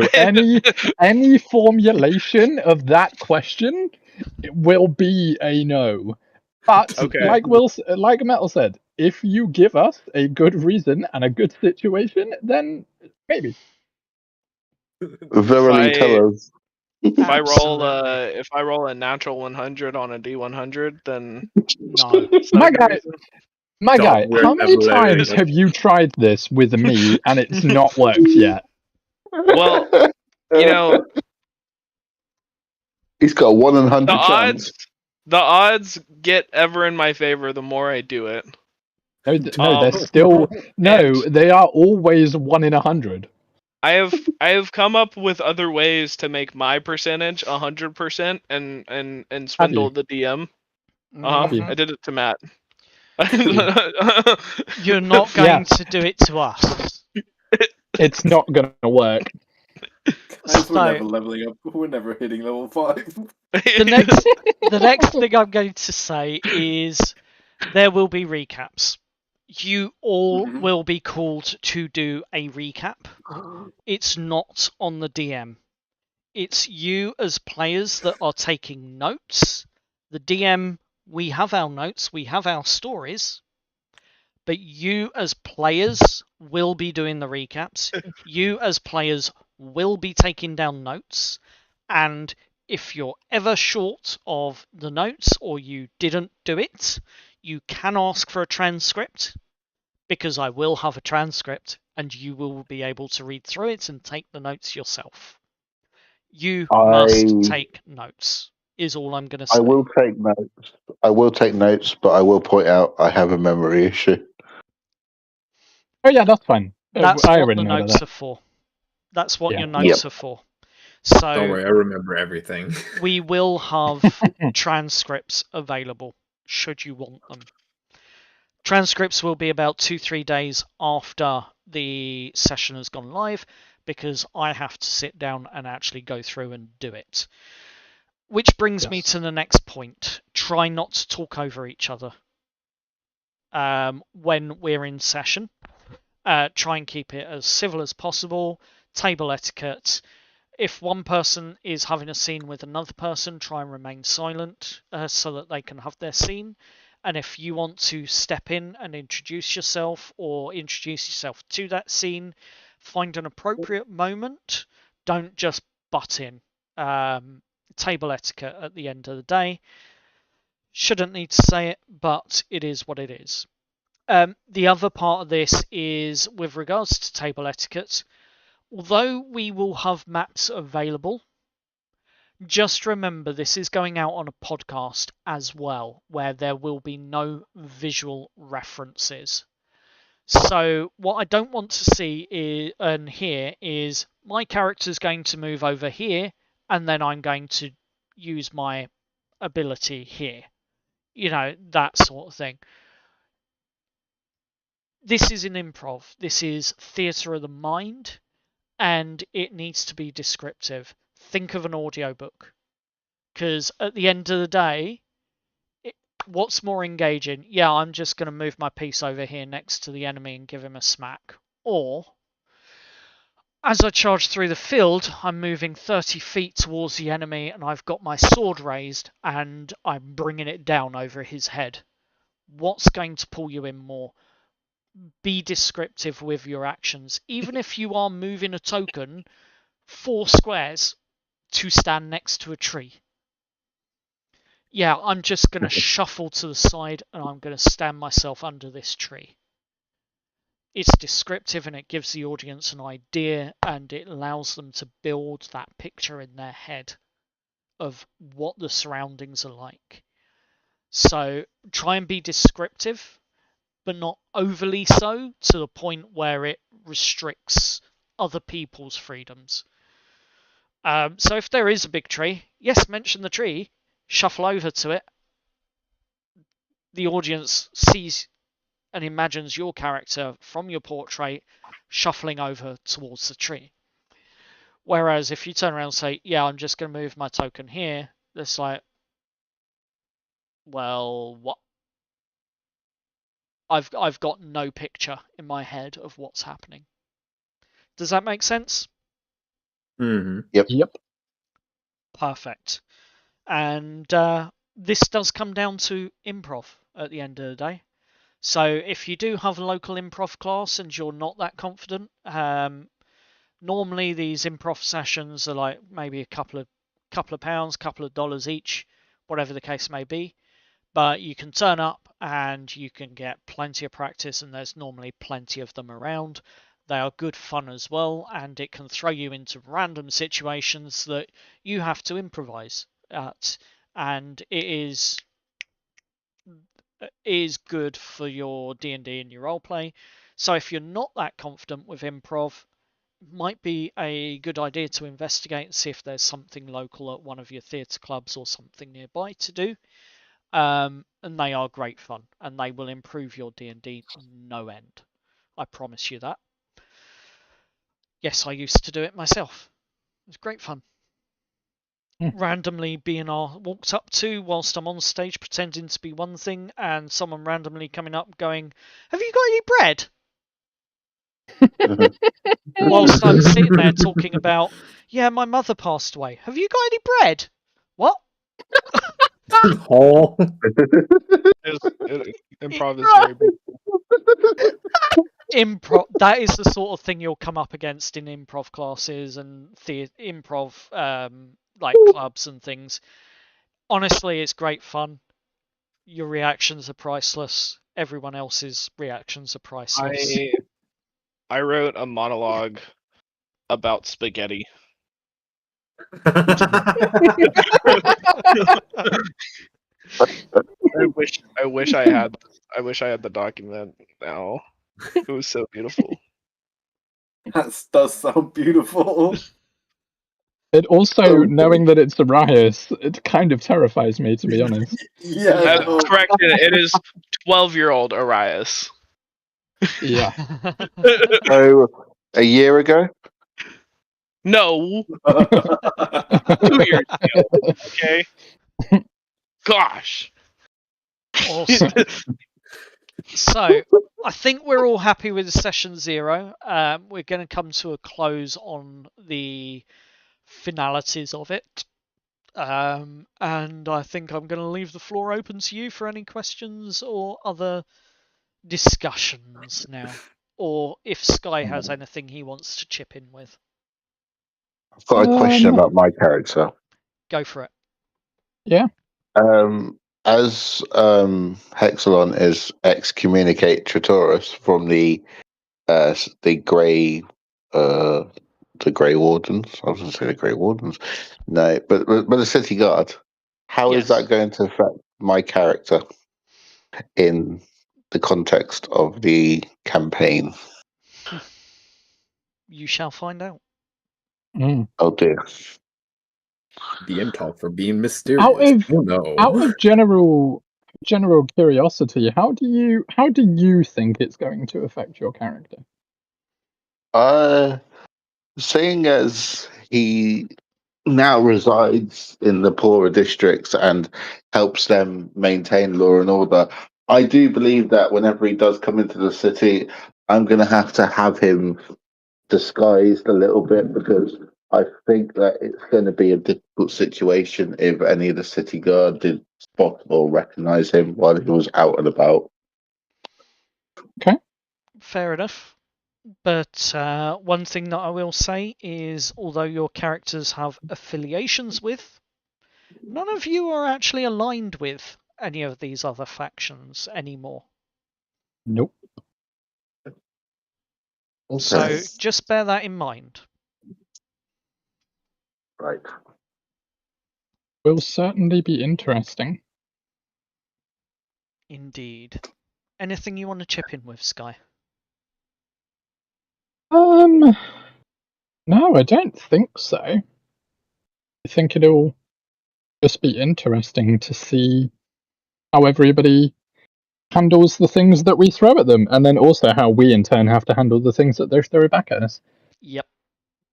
Improv, baby. Though I am looking forward to being able to play, but also giving you a chance to be able to play as well, and sort of swapping in between. Yes, I am looking forward to that. The rest of the group, it might be a little while until I am DMing, only because obviously I'm sort of finishing up my degree at the moment. But as soon as my dissertation is done, then I shall be in the hot seat, and sort of taking control a little bit more when it comes to my sessions. But that'll be a little while away yet, a couple of months. Sweet. I'm going to be seeing Sky in person soon. Oh wow! You shall nice. indeed, yes. Given that we don't live too far away from each other, and I'm going home for Easter in a couple of weeks, which will be fun. So yeah. Excellent. Yes. But no, I don't think there's anything from me. I am happy to DM, but I will point out to you, I am technologically backwards, and the last time I DM'd, it was books, it was tables, it was papers and pen. That's the level of my DM skills. And That's that is a great absolutely thing. fine. That's the great thing about this mainly being theatre of the mind, is that, at least for me, I am hoping to heavily reduce the amount of different types of websites and things that I'm using to run my one-shots compared to sort of the normal campaigns that I do. So I'm sure we could find a way to make that work. Completely and utterly. I'm in absolute agreement with Sky on that. A lot of this is going to be theatre of the mind, so if you want to run it from books and pens and paper, fine. First session of City of Veridia that I did on the other campaign side, that was basically on the back of an envelope with no battle maps or anything like that. For the most part, for the videos, for the video side in YouTube, you'll actually find that the only thing that we're using that for is the game log so that people can see the rolls, and for artwork, and occasionally we might put a battle map up so that you lot can visualize the scene and the scenario, but the actual play on there might not be so often. And the combat tracker, which is where the portraits are currently supposed to be rotating, I'm not sure if they are on the stream or not. They are. Oh, they They're are. there. They're there. Yeah, I'm just looking at Restream, which is where this is going out to, and it doesn't appear to be rotating, but I might just need to refresh the page. It's all good. Yeah, I'm just refreshing the page, and yeah, they are rotating. It's all good. Yeah, so a lot of it's going to be theatre of the mind, where the current rotating portraits are, and I can actually do this very quickly for you now, if I can find it. So I turn that off, I turn that on, and you'll see that a combat tracker will appear, so that we can keep track of the rounds, and that's it. So a lot of this is going to be theatre of the mind, as I say. So pen, paper, back of the envelope, whatever the case is. Be my guest how you want to run your cityscape event. Cool, that I've got I've got access to multiple PDFs of books.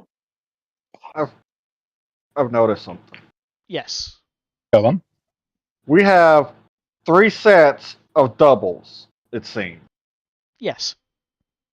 2 Warforges, Yep. 2 Genies, and 2 Blue Skins. Walking Yep. to a bar. And 2 Yep. warlocks. And 2 And warlocks. Yeah, Paladins. the Genies are Warlocks as well. Oh, sorry. Yeah, we've got the Yep. Yeah. Yeah. Although my character, who I haven't introduced yet, really, is a drow. Different or same? It's Lillian de Cruel. It's the same Okay. character. Okay. But If there's- you So Speaking she of- is a spy. She is not a spy. That's what a spy would say. I will It's also let what you. someone who isn't a spy would say.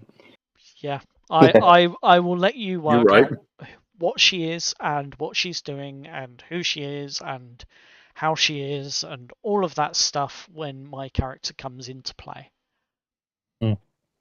Speaking of Which- characters, Currently, she will be occupied at the Black Honey Meadery. For oh, a we're so short going to torch while. that place. What? No. No, I'm kidding. Speaking of characters, though, there is one person here who has not introduced his character for this campaign. Arias, Ah, yes. who Okay. have we got? Okay. My character's What? name is Jeff. Hi, Jeff. My name is Jeff. He is a very small human. He's about 3 foot tall, which some people would say that is a halfling, but he doesn't believe so. Does she get called Jeffy a lot? He does get called Little Jeffy, but more so only from his mother, which is no longer within his life due to his current situation of being reincarnated. Mhm. Aww. He is a warlock genie, and he's traditionally one would say that he's a gun-toting, hooping and hollering American. And I don't know if they had double barrel shotguns existing prior to his arrival, but Yep. he They couldn't did. find one. He couldn't find one, and he kind of made one. So it is a double barrel shotgun, made primarily out of metals and sticks, because he went to find an artificer to build him a double barrel shotgun, or like he walked around for a while, couldn't find one for the life of him. So he went to an artificer, had one made up, but he wasn't a very good artificer. Is that a reference? It could be. It's all on how you want to make it. But yeah, he's a hooper and hollering, gun-toting American from let's go when the internet was cool, like 2012. He's got to have a Texas accent. Okay then. He could be. He could have one. And what's his Yeah, tie? his name is Joe. What's his You said tie what? to the city then? His tie to the city. Well, one day he was just adventuring the land and filling out all of his wildest fascinations, and he's not very good with money. So he ended up gambling all of his adventuring money away, and he got tied up with a bookie. So your character then is probably going to be starting somewhere near the what's the place called, Turtle? The Feywild Brewery or something? Fey Light Fermenters. The Feylight Fermenters. He could be starting there. However, I think it would be mighty hilarious if the bookie that he fell into was my other character. I was about to Considering ask, was the bookie, he's a crime the boss. wannabe bookie, a owlet?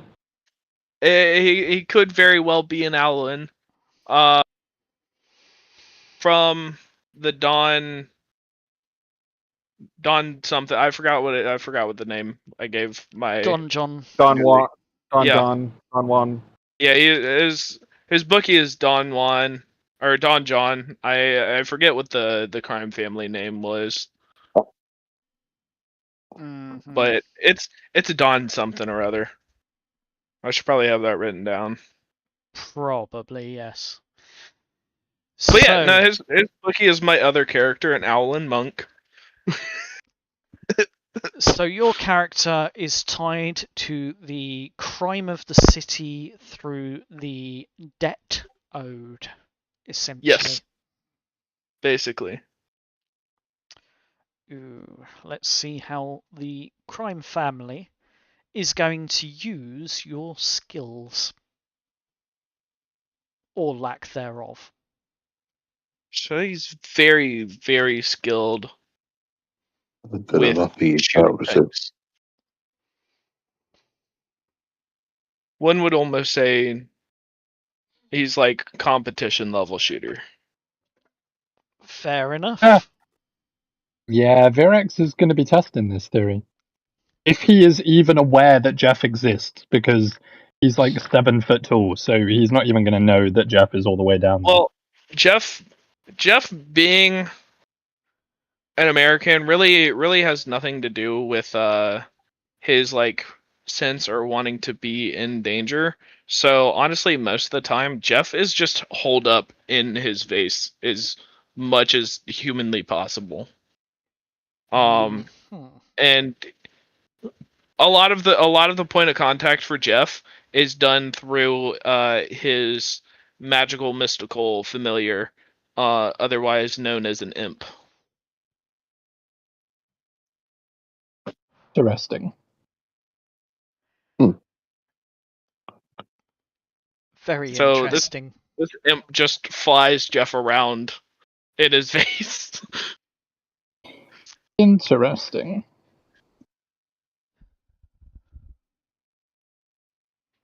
Your vase falls off a shelf. Smashes. Jeff will devote all of the money he has, debts be damned, to getting a new vase or urn or whatever it is. We'll see what happens. But yes, fair enough. He'll go rob somebody's house to steal their urn if he has to. What? He'll dump all the ashes out and be like, "This is mine now. Goodbye." Jesus Christ. Steal in your house. Just an urn. What, like no valuables? No, just an urn. Like a really Just an shitty urn. This is That not no one cared going to end about. well.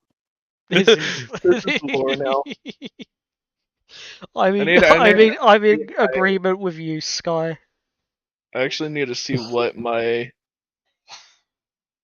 vessel is. What's a Veridian urn? About 2 silver a day.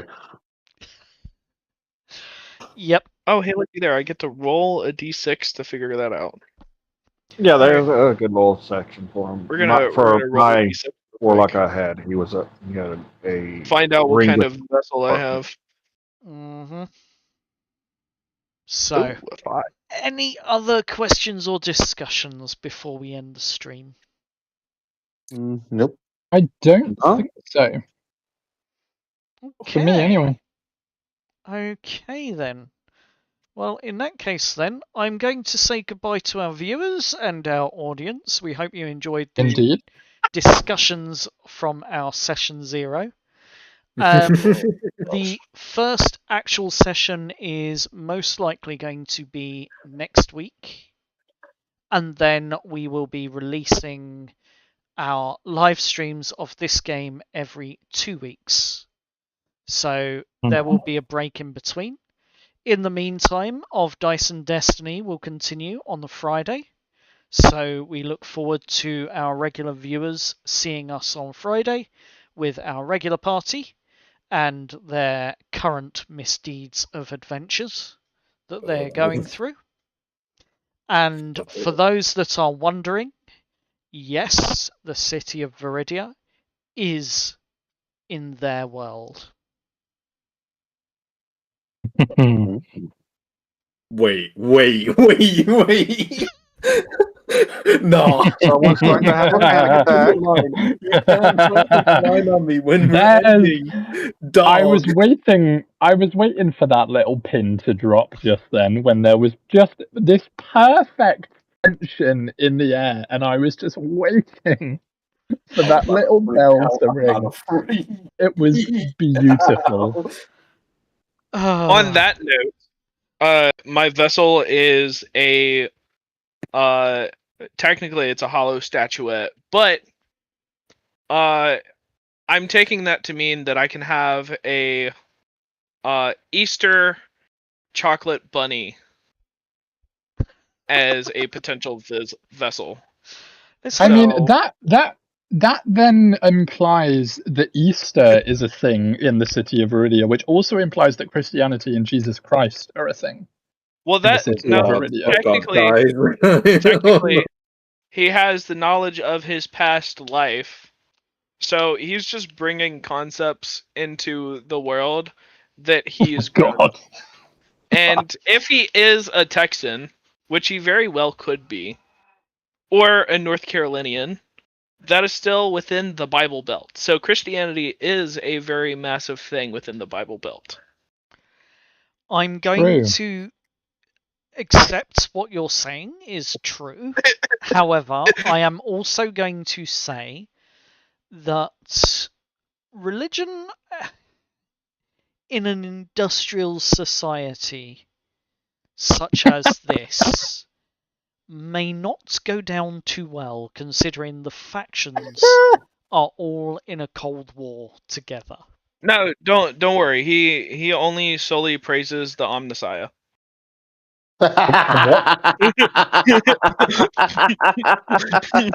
Sorry. The what? I know that reference. I don't get that reference. Nor do It's I. from It's a Warhammer. Warhammer 40k. Oh, okay. My Right. God, no. Stop. Well, on that note, to our lovely listeners, yes, you will be able to listen to this soon and our following episodes, as well as Of Dice and Destiny. But also, very excitingly, you will also be able to listen to all of our other games, which we are busy getting ready to put on Spotify, of which we have Tomb of Annihilation at the moment, but there are more to come, which is very exciting. So if you are after more of this brand of chaos, then you will certainly be able to get your fill very, very soon. I'll be able to listen to it on Spotify. Yes. You will. Cool. Yes, Spotify, YouTube, we are putting it up to, and of course, we are snipping little bits from all of our episodes and putting them onto Instagram as well, which you will also be able to find under the D&D Void. I'm not on Exactly. Instagram now, but I mean, No. Spotify. Goodbye, everybody. But yeah, so we are busy doing that at the moment. Well, Goodbye. before I go, I would like to say goodbye to all our dear viewers. And as Sky said, if you like this chaos, I provide enough of it with multiple programs. That is so true. Yep. Thank you. I can foresee. and I can goodbye. foresee that I'm going to be getting following. Oh no. Right. With that note, the stream is ending now. Thank you and goodbye. Bye bye. Good night.